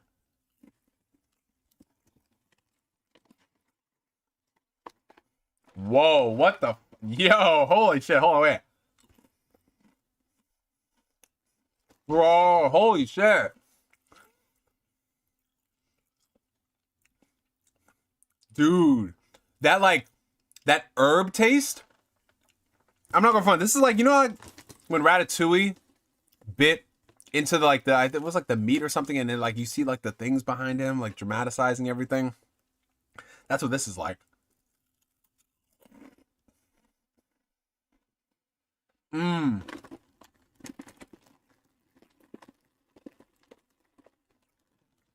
No, this is valid. This is very good. The French know how to make potato chips. Oh my god. Oh my god, I might kill these. Like literally. I could kill both of these on stream. Holy shit. But shout out to my homie. Shout out to my homie for the recommendation on that. Holy bro, that is good. Oh my god. Oh my god.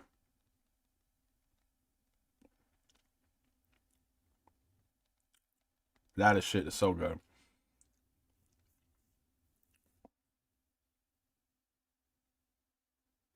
Fuck.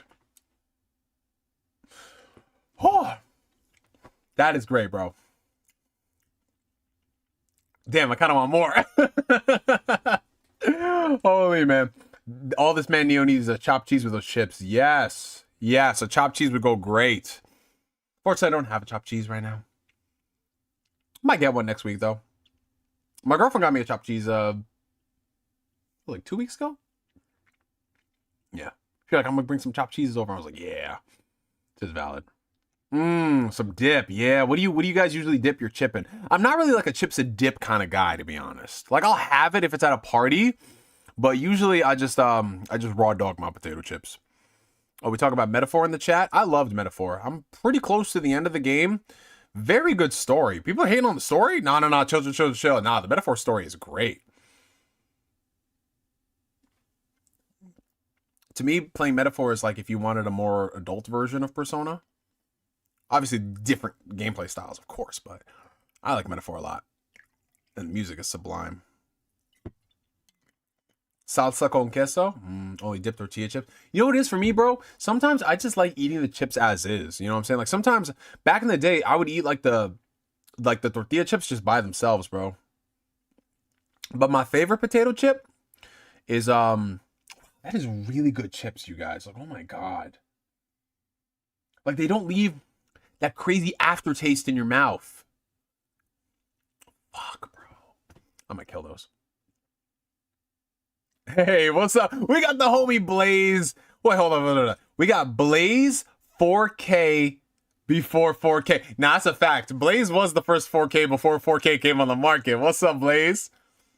How you doing, my brother? What's up, man? Yeah, an adult version of Persona. Like a more serious version of Persona. That's how I describe Metaphor. Made from real ingredients. Yes, real ingredients are a plus.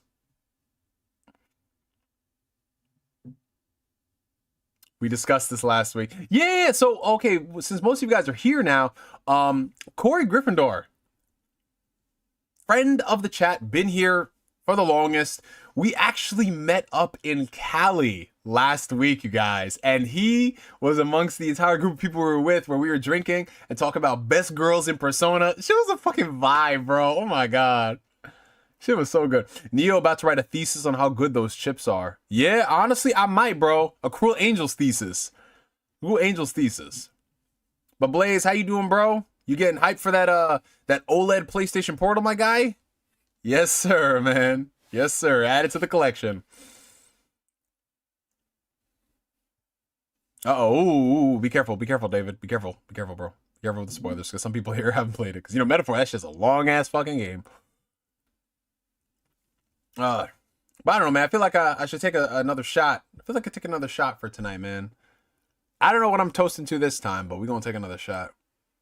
Neo, hit me up. We'll put that review on. Yeah, man. Put these review on the potato chips. A perfect snack for a complimentary gamer.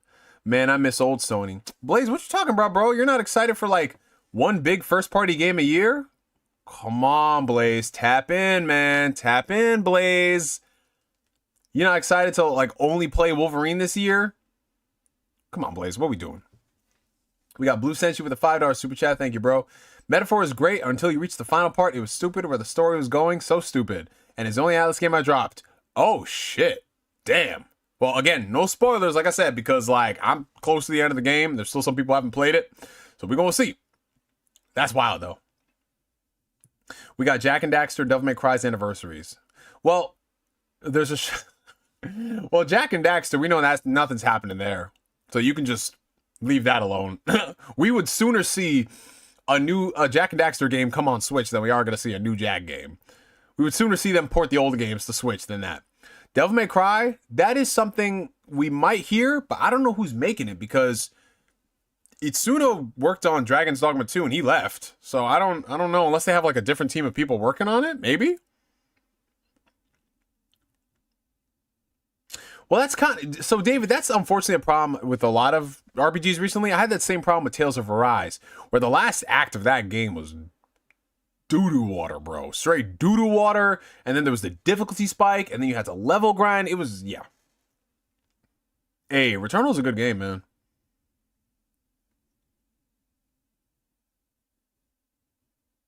Yeah, so so Asbel said, let's take a shot to consistency on Ask Neos. Let's take a shot to 2 Ask Neo streams this month, you guys. We're off to a great start.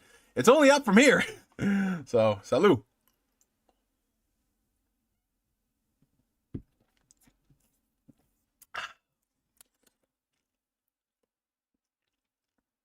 So, that's something really interesting about the Persona series. The whole calendar system, I like the idea of it in a Persona game. In Metaphor, I think it was a little like, okay, you're pushing it because you don't really need that calendar system. It's like, what's the point? In Persona 6, I think that the calendar system needs to be revamped. I don't know what the solution is, but we need to do something that will fundamentally change how that calendar system works. Because as it stands, I don't know, like doing the same cycle over and over of start the day in school and you're just on rails until you can do specific things. I don't mind that in the sense that like if the game is shorter. But in the case of like some of the, like Persona 5 Royal and the game is so much longer, like man, bro, you really feel it. Yeah, the Octopath games are grindy. Octopath 1, when it started to become grindy towards the end, that's when I dropped it. Octopath 2, I put like 10 hours into it. I enjoyed it so far, but never went back to that. But I've heard really, like, Flame, for example, is a champion of Octopath 0. That man is just like, that game is fucking incredible. I love it, blah, blah, blah. Straight to the point type shit. And that's good to hear. Oh, want to talk about the God of War castings? Yeah, so the God of War Amazon show, you guys. So they finally got around to casting. We got our Kratos. We're filling out a lot of the supporting cast. Funny enough, a lot of the casting is for characters that we saw in Ragnarok, but they're casting them for the first season, which leads me to believe that the way that the story is going to be told is that they're going to be fleshing out the world, and we're going to be seeing what characters like Odin was doing and Thor were doing throughout the course of season 1, rather it just being like focusing on Kratos and his journey with Atreus and the story of, you know, a father and a son, while also being a father who has to contend with his past being a killer, you know. So I think that's a very interesting route to make it feel different. I do think that most of the casting is very solid, but it's also strange at the same time because, like, case in point, for example, The guy who's playing Kratos in the Amazon show is the guy who played Thor in God of War Ragnarok, which was so fucking funny to me because it's like, wow, okay, we're gonna go, oh, you play Thor, now you're gonna play Kratos. And they're doing other things where they're casting different actors to play these characters, which I don't mind. But then at the same time, they're bringing back certain actors to play certain characters, like Mimir, for example. The actor who played Mimir is coming back, which is cool. But then it leads me to believe, like, why couldn't you get some of the other actors, like the guy who they got to play Odin in the games? Fucking phenomenal, bro. Great performance. But he's not coming back for this one, which I don't mind because the actor who they picked is just solid. But it's just weird how they're picking and choosing what actors are coming back. Like Gabe, for example, he can speak more on it. He's just like, I don't like that Odin casting. It bothers me, you know? And this also brings in, it opens up the discussion when you have a lot of these games where it's not just actors doing the voice, it's actors doing the mocap and like the performances that you see on the screen. When you strip away the, you know, the characters themselves being molded, they are these actors. So if the actor physically looks like the character to a point, why wouldn't you bring them into the TV show? That's what they did with The Last of Us with a couple of the characters. They brought some characters back, like Jeffrey Wright, for example. He came back for The Last of Us show. Like stuff like that is cool, but they're picky and choosing in some situations. Now, granted, there are some things like case in point, maybe the actor doesn't want to come back. Case in point, maybe the actor cannot perform to the specifications of what they need in the show, or maybe the actor just is busy and it's gonna be a case where they can't come back and play this role because it might demand too much time. Maybe they have other things on their docket, who knows? Because when they worked on God of War Ragnarok, that was like what, 2019, 2021. Game came out in 2022, so that's a while. They could have been doing other stuff. But yeah, it's just it's something where I'm willing to give the actor the benefit of the doubt to see how their performance goes, because you know, one of the things about being someone who likes a lot of this genre IP is that there's a lot of actors who inhabit really popular roles.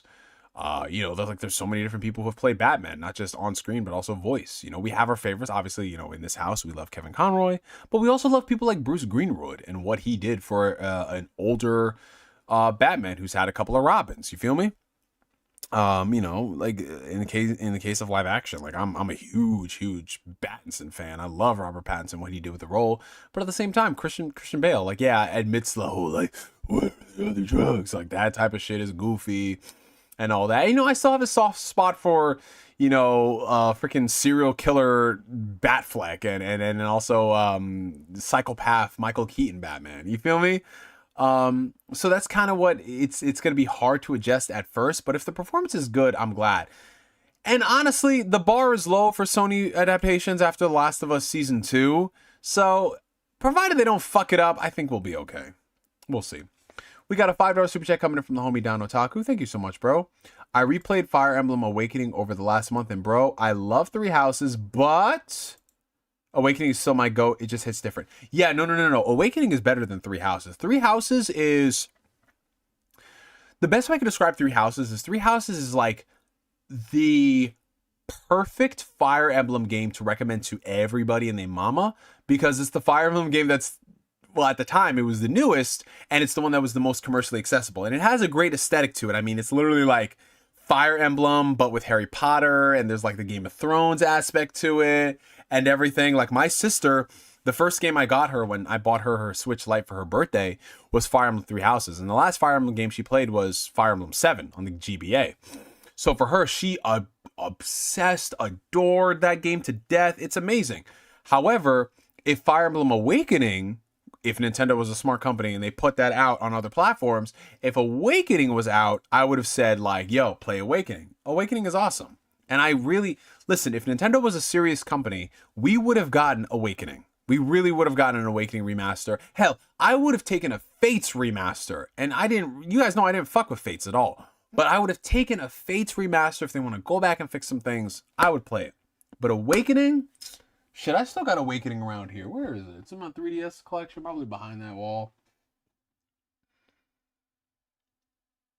But yeah, I'm really looking forward to the next Fire Emblem game. I know a lot of people are kind of worried because, oh, they're going back to the Three Houses world, and you know, it's like, can we move on from it and do something different? Trust me, I get it. As someone who is hoping and praying that one day someone at Nintendo will give us a Fire Emblem Genealogy of the Holy War remake, I get it. But if we're getting a great Fire Emblem game, I will take it, man, because Fire Emblem does not come around that often. Even something like, for example, I'm replaying, speaking of which, well, first off, shout out to the 53 concurrent viewers. I've noticed that, like, for the majority of the stream, we've stayed and hovered around the same thing. So shout out to you guys. If you're enjoying the stream, hit that like button. And if there's any lurkers in the chat, people who haven't really commented, but they're watching the stream, doing whatever, comment down below. What are you guys doing right now? Are you at work? Are you playing a game with this in the background? Are you making sweet love to your lady and this is like great background music? Let me know down below. But I want to show you guys, since we're all about Nintendo Switch hype over here, I want to show you guys my new case that I got for the Switch. So for those of you guys who are familiar with Switch cases, this might look very familiar to you guys. This is the D brand Kill Switch for the Nintendo Switch 2. This is the, background music. Yeah, you'd be surprised, man. Listen, there have been babies conceived to the Ask Neo streams. People know that. Come on now. But this is D brand's basically like all-in-one package for the Switch 2. So not only is this a case for your Switch 2, but it's something a little bit more. So first things first, you have the case right here. As you can see, you can store all your games over here. I think I'm actually going to end up doing a review on this unit because I really do love it. You have everything you can store here. You can bring 10 games with you in addition to a game inside the Switch. You have this really rock solid protector for the Switch.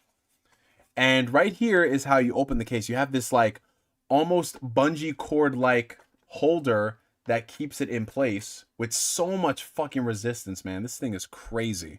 You take this off, you pop the Switch out, and boom, you have your kill switch over here. Now, keep in mind, this is a very shoddily applied screen protector. I know there's a huge ass bubble here. I have to swap it out with my new screen protectors that I got. But yeah, this is the kill switch over here. The kill switch is 3 parts, right? When you strip away this part, it is, first things first, the case for the Switch 2 itself. As you can see here, you just pop it in and out. Very smooth to the touch, offers a lot of protection. You have accessibility to things like the kickstand over here. You have accessibility to all of your charging ports, all of your outlets.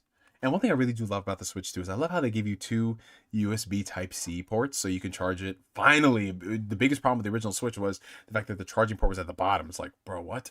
Especially when it's in tabletop mode, terrible. But now you have 2 ports, which is great. So you have this case here, which protects the Switch, just pops on, which is awesome. But the main selling point of the kill switch are the grips that go on the Joy-Cons, man. And guys, trust me, I've used a lot of grips in the past, from Satisfy to random third-party ones here and there. These are by far the most comfortable grips that I have ever used on a handheld, man. Like, the closest thing that this comes to is like the PlayStation Portal. PlayStation Portal is the most comfortable handheld out there. If you're talking just like you don't have to buy any grips or whatever, because it's just the DualSense cut in half with a screen in the middle. But these grips right here are so fucking nice. They feel so comfortable, and that's the reason why I wanted to buy this, because this year I'm doing a lot of traveling, you know, a lot of leisure trips, and might be doing some other stuff which I'm not gonna get into, you know, but you know, other stuff later. But I wanted to like use my Switch 2 a lot more. And before I had like from a Skull and Raven grip that I had, which works fine, but you know, my biggest problem when it comes to a lot of these handhelds is the fact that they're not that comfortable. Like the OG Switch, yes, it is very sleek, and you know, the Switch 2 is even sleeker, but they're not that comfortable to hold for extended periods of time. They're great if you want to play like for 30 minutes, but anything more, and it's cumbersome, man. It's very cumbersome. So that's where things like the Satisfy grip came in. I have so many Satisfy grips. I love Satisfy. I was one of the first OG people to promote them. Still rep them to this day. They're awesome. However, carrying around a Satisfy grip, I was like, I don't know if I want to still carry around a grip. But then I saw this D brand kill switch, and it just looked so uniform across the board. I didn't have to have like any other extra pieces. Everything is like all in one.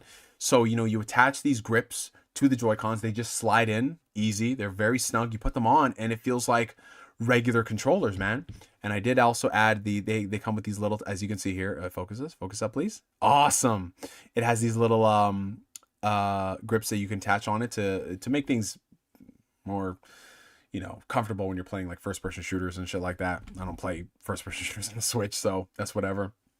But, you know, I wanted something that would like be an all-in-one solution. And this is that. It's a case, and at the same time it's grips, and it's just so awesome, bro. So I bought this the day before I went on my trip to California, and I was on the plane just playing my Switch 2 like it was nothing, man. I was playing like this. You know, I put down the table and I took off the Joy-Cons and I was playing it.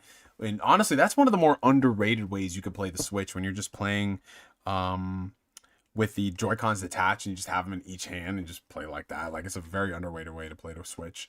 I was playing like that, and you know, I was playing in bed when I was in the Airbnb, and it's awesome. And so much to the point where, funny enough, Jason, who I was traveling with, when I got to the airport, I was like, bro, you gotta hold this. And he held this, and I shit you guys not, within 5 minutes, that man bought himself a D-brand kill switch. I should have had a referral code on that bitch, bro. Holy fuck. But yeah, guys, the thing I will say about the D-brand kill switch is if you buy the spec that I did, which is the case and the grips, it comes to about $80, which is pretty expensive. But if you are somebody who is in the market for, number one, a great case for the Switch, because that is what this is. You know, you put this on and boom, you don't need to have any other case with you. You know, like, this thing is very secure. It's a case and it has the grips too. It's not that bad, because a satisfied grip is like, what, $50, $60? And if a regular case on the Switch is like $10, $20, it's about the same thing. But this right here, comfortable, and it fixes all of the design issues, if you will, with playing a Switch for long term. People talk about the Steam is like really comfortable. Yeah, the Steam Deck is a very comfortable handheld, but to me the Steam Deck is just like a little too bulky to be taken around. Like, this is bulky, but it still comes smaller than the Steam Deck in terms of its profile. You know, the Steam Deck is a chonky beast, bro, and I love its chonkiness, but it's very chonky, man. It's very chonky. But this right here, I just throw this shit in my bag. It's good. It's good, man. But yeah, man, the reason why I brought up the Switch is because I did start up another playthrough of Fire Emblem Engaged. And Fire Emblem Engaged, while it's not the greatest Fire Emblem game in terms of story, the gameplay is awesome. Definitely better than Three Houses. Much deeper than Three Houses. Only psychopaths play with a Joy-Con in each hand. Well, send me to the insane asylum, my friend, because that is a very comfortable way to play. Especially if you're just doing like low-key gaming. Like, if I'm playing a visual novel, man, I don't need to like hold a fucking controller and, you know what I'm saying? But if I have a Joy-Con in each hand and I'm just sitting on my bed like this, bro, like, that's comfy. That's very comfortable to me. It's like, really, people underestimate how split Joy-Con mode, how comfortable it is for certain games, man. If I'm playing like an RPG for a couple of hours, yeah, I'll use my Switch 2 Pro controller, but yeah. Do y'all recommend playing Fire Emblem with permadeath on? Yes, I play all my Fire Emblem games with permadeath. Cause that's how I grew up playing it, man. You know, like, it's fun. Oh, you take your Pro Controller everywhere? So I don't take my Pro Controller with me just because with these grips on the Joy-Con, they're very comfortable. Now, the original Switch, because the Joy-Cons were much smaller, I was like, if I'm taking a long trip, I'll bring my Pro Controller with me. But now I can just comfortably bring this, because not only are the Joy-Cons bigger, but the grips make it comfortable. So in that regard, I don't need to bring my controller. But the Switch 2 Pro Controller is fantastic. If you guys are on the fence about upgrading, I would definitely recommend it. No, if it's action games, you want to use a standard controller. Split Joy-Con mode for me is perfect for like very chill games. Like if I'm playing a turn-based RPG, if I'm playing a visual novel, you know, like low maintenance kind of games. Switch 2 versus Steam Deck. Well, it depends on the type of games you're playing. If you are a Nintendo fan and you love Nintendo exclusives and you just love the ease of access that a Switch offers, then by all means get a Switch 2. But if you're somebody who is, you know, a PC gamer who loves tinkering with games, who loves mod support, who loves Steam and all the deals that are offered there, and just having a huge backlog and catalog of titles, the Steam Deck is going to be the better option for you because it offers the most amount of games, the most amount of flexibility, the most amount of support, the most amount of updates, most amount of everything. In that regard, it is better than Switch 2. But if you're someone who doesn't really care about that and they just want to play a couple of games and they just want like a device that's just like it's guaranteed to get all the stuff and you don't have to worry about working like fixing settings and shit like that, then I would say go for the Switch 2. Because the Switch 2 is going to get you all the Nintendo games. The Steam Deck isn't, unless you want to deal with emulation for old Switch games, which you could, but I don't know. It depends on like how much versatility you want to get out of the device. I'll say that much. Well, that man plays Cyberpunk with split Joy-Cons? That man's different. Hey, take it easy, Roosevelt. Have a good one, bro. Thank you for pulling up. Switch 2 versus PS Portal versus Xbox Portable. Are you talking about the ROG Ally? If you're comparing the three of them, I would say the Switch 2. Because the Switch 2 it fits comfortably in that handheld space. That handheld pricing model of like $400. Now it's like $400 to $500. The Xbox ROG Ally, if you want to get the good version, which is the ROG Ally X, because the original, the cheaper one is not that great. That's $1,000, which puts it in the price point of, I really gotta love portable gaming because this is a lot of money. The PS Portal, you can't really compare because that's a streaming only device. So that's more like a Logitech G Cloud or things like that, which the PS Portal, you have to be a huge PlayStation fan in order to really get some use out of it because it only streams PlayStation games. You can remote play from your console, and if you're subscribed to PS Plus, you can play games from that catalog. However, if you are somebody who doesn't really care about streaming games, then I cannot recommend a PS Portal. It's great if like you love playing it in bed or in other rooms in your house. Like the Portal is dope. You know, in my case, I leave my Portal at my girlfriend's place because whenever I'm over there, and let's say I want to play some games, you know, I can just stream it because, you know, I'm connected to her internet and it's awesome, man. I love it. But that being said, not every game is available to stream on PlayStation Plus streaming, and remote play, again, depends on your internet. And honestly, I'm not going to be playing the most intensive titles via streaming, especially remote play streaming. It's going to be very low maintenance point and click stuff, usually turn-based JRPGs. The Portal is great if you want to play JRPGs. The Portal is a fantastic purchase, whether you're playing it at home or you're streaming it elsewhere, because you don't need a lot of you don't need really low maintenance latency to play a JRPG. It's just clicking stuff like a menu. So if you're playing like Persona 4 Golden, oh, that's awesome, dude. That's why I rebought. Okay. Let's go down the list of how many times Neo has purchased Persona 4 Golden. Let's take some bets, guys. How many times has Neo bought Persona 4 Golden? Just take a wild guess. Just take a wild guess, bro. Okay, so Oblivion keeps asking, what are my thoughts on Expedition 33? So, I've talked about this before, Oblivion, but I loved E33. E33 was my game of the year last year. This man said 7 times. How the fuck can you buy that game 7 times? Is it even available on 7 platforms? 4, 5, 7, 6, 7, 5. Gotta be 5, 7, 6. Where are you guys getting these numbers from? Where are you guys getting these numbers? I have not bought it on every platform. Persona 5, I have on every platform. Persona 5, I have on PS4. I have Royal on PS4. I have it on PS5. I have it on Xbox. So I have 4 copies of Persona 5. One of them was gifted by Flame. Persona 4 Golden, I have on the Vita. I have on the Xbox. I have 2 copies on the Switch. One digital, and then this one right here. So whoever said 4, who said 4 first? Engine runs able, or Engine runs Sable? Got that right. Yes. Engine runs Sable said 4. 4 is perfect. 4 is perfect. Neo has a mental illness. Absolutely, I do. Well, you guys have been following me long enough to know I do. It all started with me buying 3 copies of Battlefield, Bad Company 2, and Bioshock. That's how all this shit started.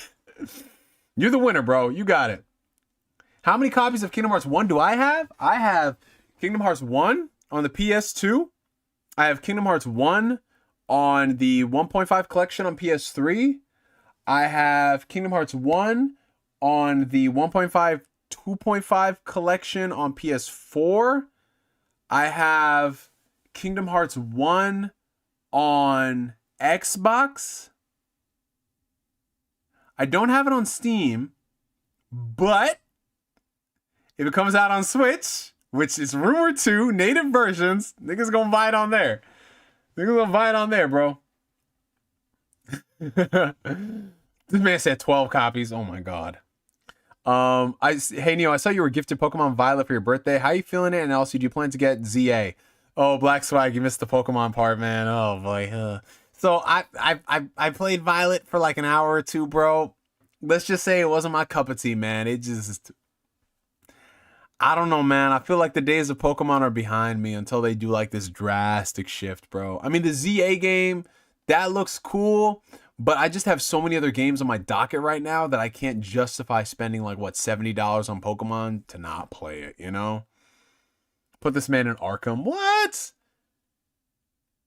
I got, listen, 4 copies of Kingdom Hearts 1 across 20 years. Y'all putting too much sauce on it. 4 copies across 20 years. Bro, 4 copies in 20 years? That's not a big deal. Come on now. So Persona 4, I have 4 copies of. I bought it again on the Switch because, I don't know, man. Something about Persona 4 Gold and playing it portably just feels right. You know what I'm saying? Like, playing it on consoles is fine. Like, I bought it on Xbox for $12. I bought it on Switch for like $12. And it's cool playing on Xbox in 4K and everything. That's awesome. But like, I just be playing it on the Switch, bro. Like, I don't know, man. Niggas got problems. You know, you guys know this by now. When you like a game, you like a game. I have 6 copies of Castlevania Symphony of the Night. Yeah, it's true, bro. Like, I have, if I really love a game, over the course of my lifetime, I probably have 3 to 4 copies of it, dude. You know, like Kingdom Hearts, I have 1, 2, 3, 4.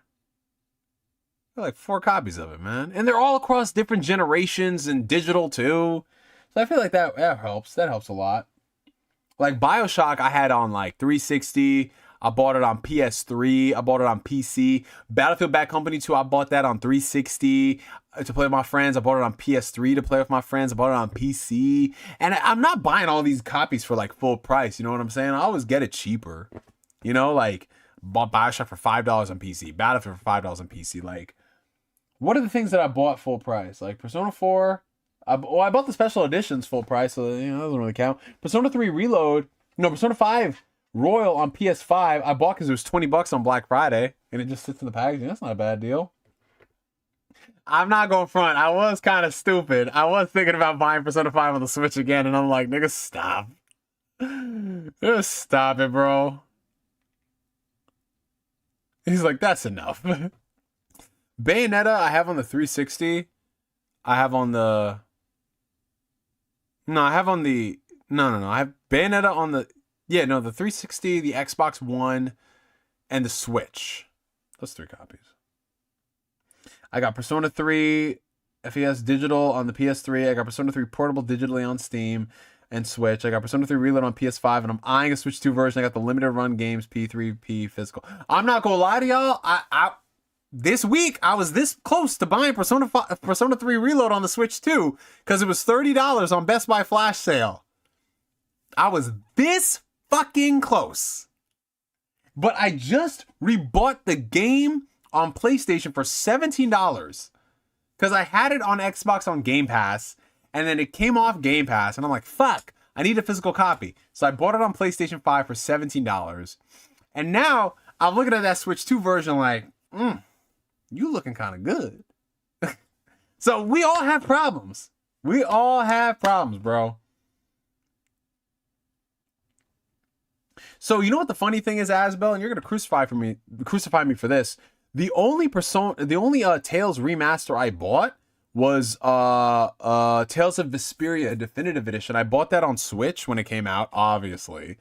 And then I bought Persona Tales of Vesperia Remastered on Xbox. It was like $12 for the physical copy. And I wanted to own it physically just because it came out on 360 originally. So it's like, this is a piece of history. So I did that too. But yeah, I didn't buy the Grace's F remaster. I didn't buy the Xillia remaster. Aren't they doing Berseria as well? I don't know, man. I'm just not in the market to buy those at the moment. If they do an Abyss remake, nigga, listen. If they do an Abyss remake, it's over. That thing is getting bought day one if they don't fuck it up. Make a justification for buying multiple versions of the same. Yeah, listen, man. It is what it is, bro. This is my crux. Yeah, so the Graces remaster I do want to buy, but again, it's because they're all long JRPGs. It's hard for me to stomach buying them now, but I'll probably get them when they drop to like $20. I did love the Xillia combat system though. Oh god, if Abyss just gets a remaster, that scares me, bro. Because then it gives me flashbacks of the Symphonia remaster. How did they fuck up the Symphonia remaster twice? Twice, bro. That thing is cursed, dude. Don't drag me into this. We will drag you into this flame. I have Nier Automata on PlayStation, Xbox, Switch, and Steam. I'll buy that game in every form possible. Yeah, Nier is awesome. I have Nier, the base game on PS4, the complete edition on Xbox, and I was gonna buy it on the Switch. I still might. I don't know, man. We got problems, but I love how we all accept it. Yeah, they lost the GameCube once they used the PS2 one, and that's what bothers me, bro. I need him to do a little bit more effort, man. Because I want a proper version of Symphonia, bro. Keep fucking that shit up, bro. That, honestly, Mo, that's just how it is, bro. You just gotta buy it because you want it. That's it. That's how it is, man. Like, I don't need multiple copies of, like, certain games. And yeah, some of it is like a portability component. Like when I rebuy it on the Switch, I'm like, well, that's portable now. But then again, I just want to like buy certain things. Like, is there a reason? You guys probably can't see it, but okay, right next to that Mike and Ike box, that is a Xbox 360 version of Zone of the Enders 2. I got it on clearance from a GameStop that doesn't exist anymore for like $6. It's a special edition that I have not opened yet. I just bought it because it's there. And I love Zone of the Enders too. So it's like, fuck it. You know? I love it, man. Yeah, 3 to 4 is my 3 to 4 is my like limit for buying certain games. Unless they come out with like, I wish they would do like a Chrono Trigger. If they did like a proper Chrono Trigger remake, man, I'd buy that shit on PlayStation, I'd buy that shit on Switch. Ooh, okay, Julian Harris. So yeah, if you want good recommendations for Tales games, I'm trying to think like what's a great first Tales game to get into that really encompasses the series. So I really like Vesperia a lot, but the newer Tales games have like better combat systems, like Xillia. Even though that's not newer, that came out like 13 years ago. Holy shit. Tales of Arise is really good, but it's not like, it doesn't hit the same as older Tales games. It's still really good. I like Tales of Arise a lot. But if you're looking like when we talk about Tales, well, we were talking about like Grace's F, we're talking about Abyss, we're talking about Vesperia. Berseria is a good middle ground point. Berseria and Xillia is good, yeah. This guy Flame is a hater because like Tales of Arise took all the spotlight from Scarlet Nexus. I don't know why I'm taking another shot, but fuck it, I am. Can I get someone else to take one more shot for the road? Dude, Xillia 2's combat system, yo, that was like the best non-Devil May Cry game I've ever played. And y'all know what I'm talking about. Luger with those pistols? Oh my god, dude. The combat system you can pull off in that game, bro. The combat shit, bro. The combat system you can pull off in the game. Wow, Neo, that's English. The strings you could pull off in that game. Luger may cry. Larry, talk about it. Let's talk about it, bro. Hey, yo, whoa. Hold on a second. Corey Gryffindor. Hey, what did he just say? He says, the only way I'll get Berseria is if Velvet and Magilu come out of my TV and give me some nasty sloppy toppy. Corey, it's not Thursday, but you pretty thirsty, my guy. What's going on, man? What happened to them white girls at the club? Yo, listen, guys. Oh my God. Y'all thought I was bullshitting when I said that this man Corey Gryffindor be in the club with the white girls? Dude, after we called it a night, and we called it a night early on Saturday, so we were all done by like 11 o'clock. We left Little Tokyo. Corey Gryffindor was like, yo, I might go hit the club. And I was like, all right, bet, bro. If you go do that, get home safe, bro. We get back to our Airbnb. This motherfucker, Corey Gryffindor, sends me a video. He's like, guess where I'm at? This motherfucker is at the club, bro. He is him. He is him, bro. He really is him, bro. Yo, he was really at the club. What's up, Poke Trainer Red? How you doing? Come take a shot with us. An evolved Neo has appeared. Yeah, I'm evolved Neo, man. You know, not playing no Pokemon, but I be evolving, man. I digivolving. This is the better version. Crown Chocolate here, Neo. Crown Chocolate? I don't know about that. Zillia 2 is Devil May Cry Tales, and I love it for it. Yes, it is, bro. Zillia 2, I did not like the debt simulator mechanic that they had. That going back, I kind of dread replaying it. But man, that gameplay, oof. That gameplay, the story with Luger and his brother. Oh man, bro. What's in my cup? Well, I'm just taking a shot. I don't have anything to drink tonight, but I'm taking a shot of this Ciroc. I'm trying to finish up this bottle I bought. This is a Ciroc Riviera strawberry lemonade. I thought it would taste better than it does. It's okay. So I'm just trying to kill the bottle. Not tonight, of course, but normally in my cup, I'm very basic. I'll just have like vodka, club, and cranberry juice. Just simple shit. I don't mind the debt system. Just gave me more reason to grind. Yeah, grind in the real world too. But yeah, what are we toasting this shot to? Tonight we're young. Absolutely. Forever young. I wanna be forever young. Oh, thank you, Jason. Thank you, bro. I wanna be forever young. Did you really wanna live forever? Ooh, we got a mustard flavor. Hey, that's nice. That's valid, bro. Oh, honey mustard. That sounds good. I gotta take a trip to that place. All right, so what are we toasting to, guys? I need a toast. I might join your Discord server because clearly Gohan6425 hasn't changed since 2013. Oh, God, dude, that's a name I haven't heard since 2013. Holy shit. Jesus, bro. That's a flashback. If Danny was here, he'd be like, oh, my God. Off topic, Neo, but you're so on point on dudes stinking at conventions. Last one I went to, I almost crashed out because that dude next to me stinks so bad. Hey, man, listen. All right, so you know what we're toasting this shot to? I know what we're toasting this shot to. We're toasting to fucking nerds with good hygiene. If you're a nerd and you know the importance of good hygiene amidst buying all of these collector's editions and video games and all that stuff, and you know that deodorant is just as important, washing your ass and balls is just as important, and also, you know, trimming your hair appropriately so it doesn't stank, and using floss and brushing your teeth and all that stuff matters, and wearing clothes that fit and they don't just trap odor. Shout out to the nerds. This man said he just got out of the shower. I hope you use soap, man, but shout out to you for taking a shower, because that's one step above a lot of these musty ass fucking nerds out there. We're gonna take this shot first, and then we're gonna get into the shenanigans.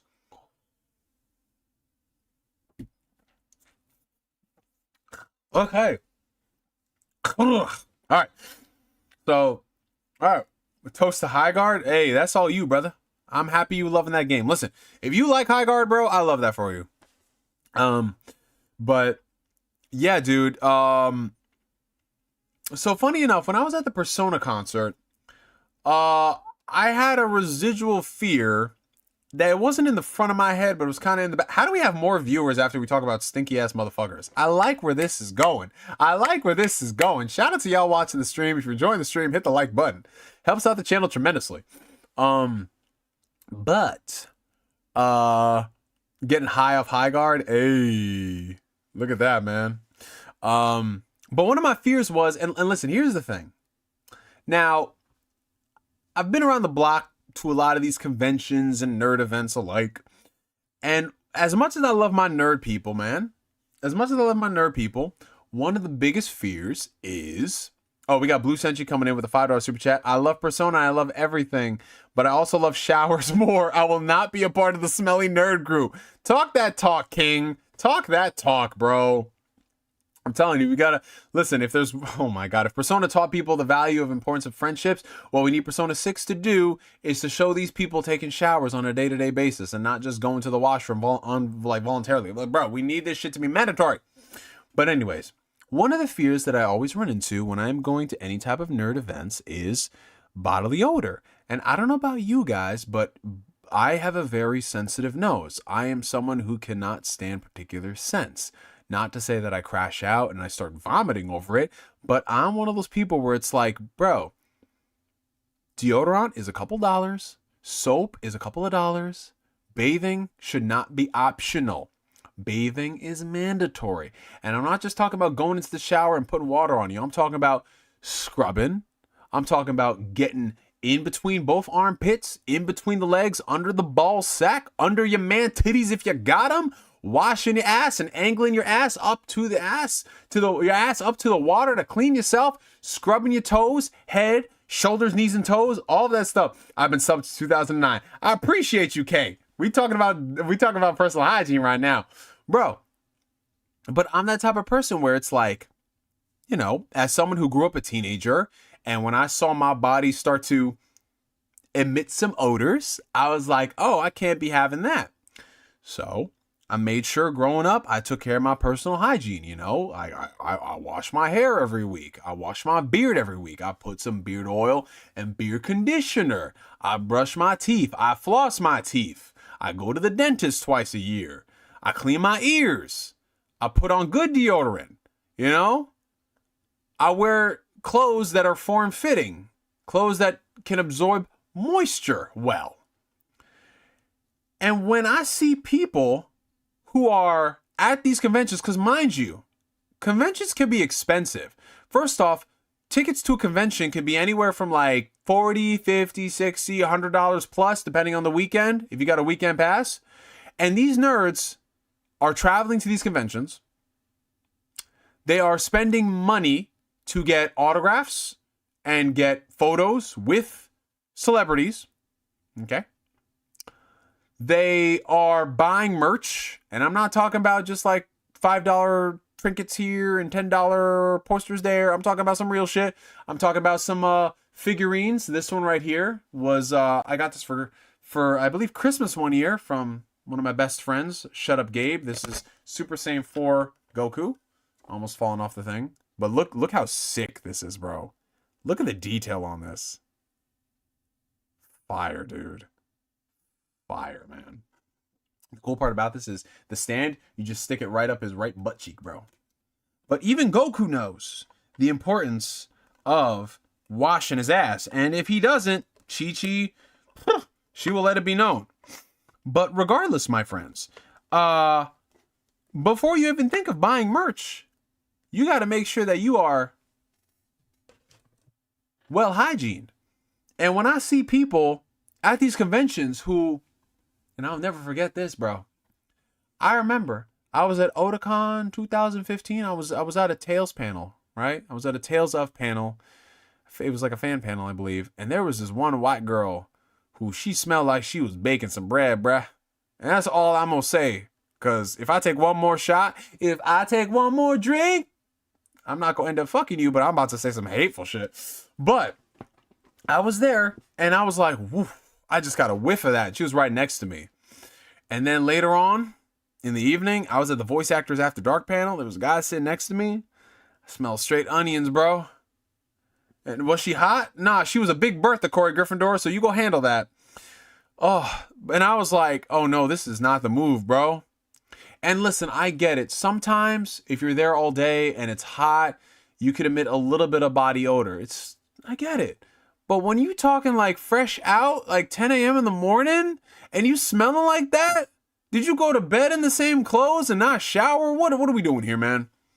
Especially, and what pisses me off the most is these dudes have the money to go to conventions. They got the money to get autographs from these voice actors. They got the money to take photos with them. They got the money to buy figures. They got the money to buy all this shit. But a $5 bar of soap, a $10, I'm being realistic with the prices because listen, I've been to CVS. I see how expensive some of this shit is. But this stuff is breaking the bank. Deodorant that will last like 2 months for $10, breaking the bank. Soap that'll last them that long, breaking the bank. Bathing is optional to some of these dudes, and I do not understand it. And this is why I am saying that when it comes down to bullying, we got to bring bullying back for personal hygiene. I don't care what people say. It is 2026. And if you are someone who is an able-bodied adult of sound mind, body, heart, soul, whatever, and you are responsible enough for your own finances and you're responsible enough to conduct yourself in the adult world and hold a job or whatever, you damn well should be responsible for your personal hygiene. If someone sits on a chair and that scent lingers in the room, there is a problem. If you have not been able to see your penis because you're so fat and you can't clean down there, there's a problem. And I don't care what people say, bro. Because if you are an offense to my nostrils, we got a fucking problem, dude. But thankfully, at the Persona concert, I didn't have a problem with that. Everybody at the Persona concert, for the most part, smelled pretty good. With the exception of one dude who was sitting in front of the homie Jason and I. He smelled a little funky, but he didn't smell funky throughout the course of the concert. It was weird. It picked and chose when it wanted to smell. Like I smelled it a little bit when we were sitting down, but when we were standing up, I didn't smell it. But when I was sitting down, I was like, oh yeah, I can smell a little must right there. But regardless, my friends, however clean you think you are, be a little cleaner, you know? Guys, I'm talking to the gentlemen out there. Take pride in grooming yourself. Your body hair traps odors. Armpit hair downstairs, all that stuff. So trim it accordingly. And make sure when you are washing, you're using good quality soap and you are moisturizing good quality lotion. Take care of that stuff because it matters. Please, trust me. If it doesn't matter to you, it's going to matter to somebody else, bro. And all this stuff is avoidable. It is avoidable, man. All this effort that y'all put into maxing out these games and playing all these Persona playthroughs and catching all these Pokemon and Pokemon Go this, Pokemon Go that. How about we do Pokemon Go to the shower, bro? Like, can we play that game, please? Can we normalize that game? Next convention, we all got to start handing out deodorants. Honestly, bro, I would not be opposed to convention fees getting $10 more expensive if they had a welcome bag with deodorant and soap. I don't care if that's mean. I don't. Because this is a problem. Mans did not just pull that Hillary Clinton shit. No, but mine's actually made sense, Flame. Dude, take him to church? Listen, I don't even think God wants to smell that shit, bro. I know Jesus hung around with people who are like lesser than him or whatever, but smell is one thing, bro. That might kill somebody. I didn't have Neo pulling a Hillary Clinton joke on my bingo card. Yeah, but I did it better. Pokemon Shower XD Gala Soap. Listen, if we got to make it a game where we change the names, absolutely. You know? Like, I don't know. Like, what other games out there? You know? Like, fuck, what do we got? I mean, Tears of the Kingdom, that's one thing, is the fucking tears of the scent of all these nasty ass motherfuckers, bro. And it's always the same people, bro. It's the Yu-Gi-Oh fans, it's the Magic the Gathering players, and it's the fucking Smash Bros players. Them niggas always think, bro. When I was at Otakon in 2022 with my sister, everywhere in Otakon smelled fine because it was like I think the second year after COVID, so everyone smelled fine. We were all wearing masks. Shit was good. I'll go into that Smash Bros the game room. I go to the Smash Bros section, bro, and I'm like, yo, maybe things have changed. Nope. Them niggas still musty. Them niggas complaining about like tier list. Them complaining about like, no, what, like nerfing Bayonetta. I don't want to play with someone who plays with Steve or all this shit. Nigga, don't want to play with you. Nobody wants to play with you, man. When you sit down, we see your butt crack and all that stench. Nobody wants to play with you, bro. Like, Oh my God, dude. Like, I'm just waiting for somebody, and it's probably gonna be like a black guy who's just gonna be like one of the top 8 players or whatever, and he's just like, I can't play with this dude, man. This dude fucking stinks. It's gonna be somebody from the hood is just gonna have to say that shit, and it's gonna go viral, bro. It's nasty, man. And I don't like, bro. I don't know, man. Like, cause I get it. Like, Like, a bunch of nerds have like, well, most of us are pretty cool. Like, most of us, like, I've met a lot of you guys. Like, we can function in public. We do our thing. We vibe, and we like. If I told someone, go, hey, yo, go talk to this girl, they can go talk to that girl, fine. But like, I don't know, these Smash Bros dudes, bro. Maybe they're just very sheltered, and no one's ever told them that they fucking stink. I don't get it, dude. One dude shit his pants during the tournament.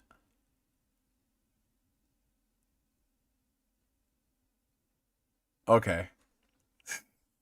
Dude, if that were to happen, I think I might just say fuck the tournament and walk out. Or either that, or I would just say get this motherfucker the fuck out of here. If you see a guy with a greasy ass hair, a green Zelda girl in cargo shorts, and he tells you he's good at Smash Bros, believe him. Yeah, no, that's a fact. Yeah. If somebody's got like a green Zelda shirt, cargo shorts, and like wet, long hair with a cap, he's good at Smash Bros. Probably has glasses on and everything. Nah, bro. That's why I always say, like, when some of these dudes are talking about like, oh, I can't get a girl, I can't pull a girl. I'll be like, nigga, you scaring the hoes. You scaring the hoes with your scent, man. Because trust me, when I say like pulling a girl is not as hard as some of these dudes think it is, man. Like, yes, physical component is a very big part of it. And not being a creep is a very big part of it. But like, these dudes are handicapping themselves. They're stepping on the rake in front of themselves that they put there themselves. And that's why they're not getting girls, man, because that's the first thing you say. You want to smell good when you go up to a woman or go up to anybody, bro. Konami enforced hygiene rules for the tournament. Yes. Preach it, bro. Niggas would hate to have me as a commentator, bro. Niggas would hate that, bro. I'd be like, nah, nigga, you smell. Get out of here.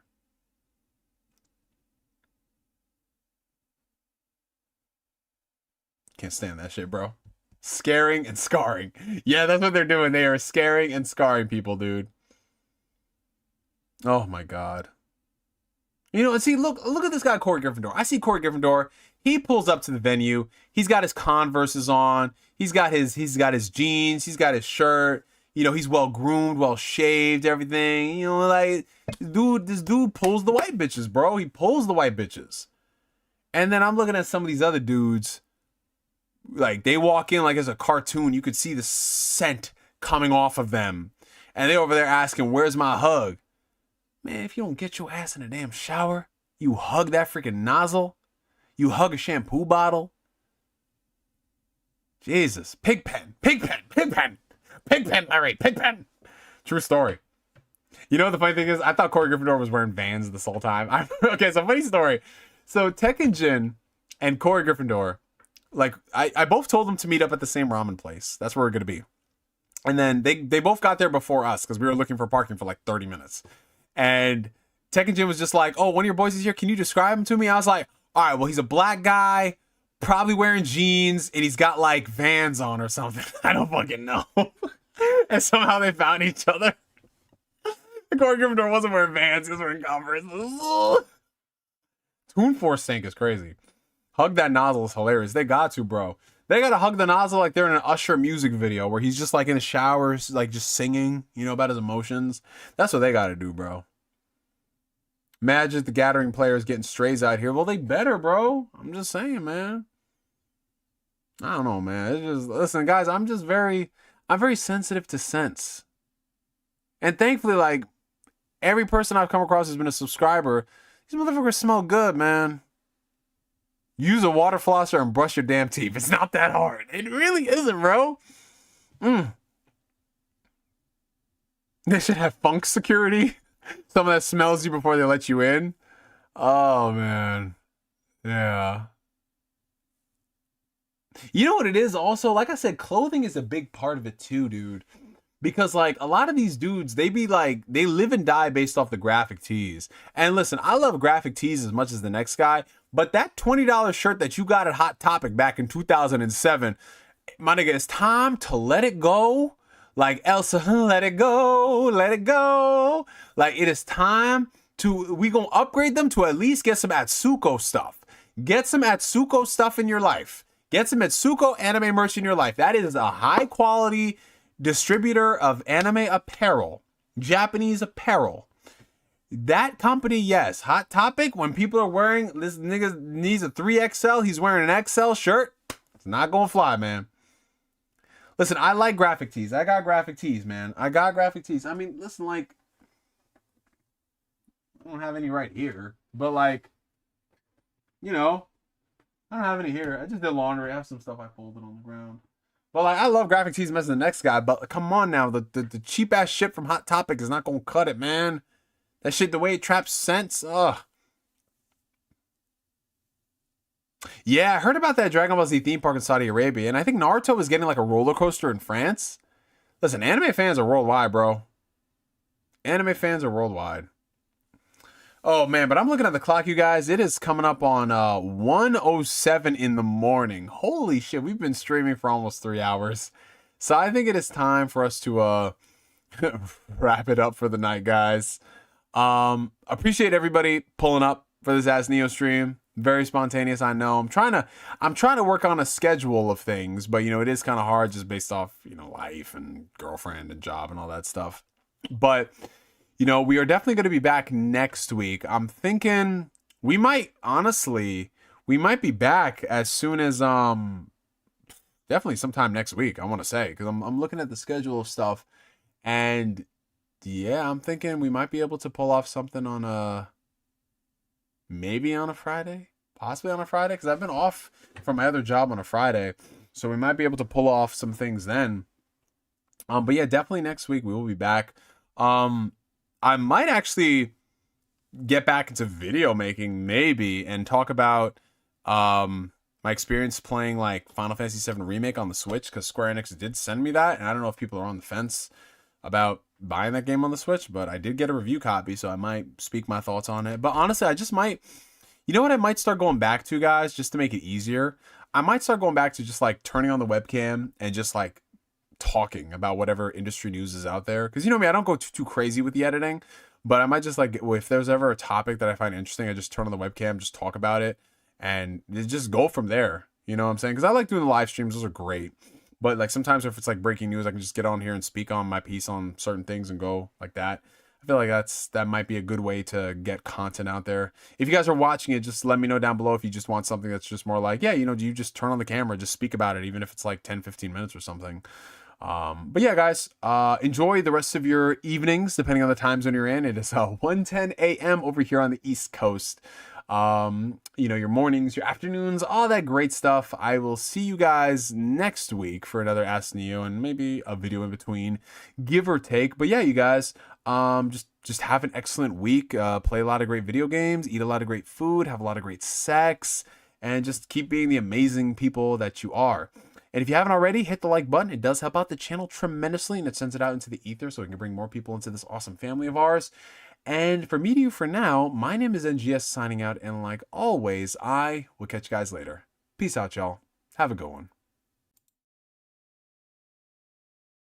Wait. I almost fucking forgot. We can't have we cannot have an Ask Neo stream without a hydration check. I almost forgot that shit. Holy fuck. No. We can't do that. Okay, so hydration check. For those of you guys who have been tuned in for Ask Neo for the longest time, hydration check is my way of keeping not only myself accountable, but you guys accountable to drink your water. Today we've got a Polar Seltzer, pomegranate flavor. I think this is the last seltzer water I have in my place. I need to go grocery shopping soon. So yeah, we're gonna down the rest of this and then deal with regular non-carbonated water for the rest of the evening. But on the count of 3, grab your favorite H2O beverage of choice. Yes, I am back for the hydro check. 3, 2, 1, hydration, y'all.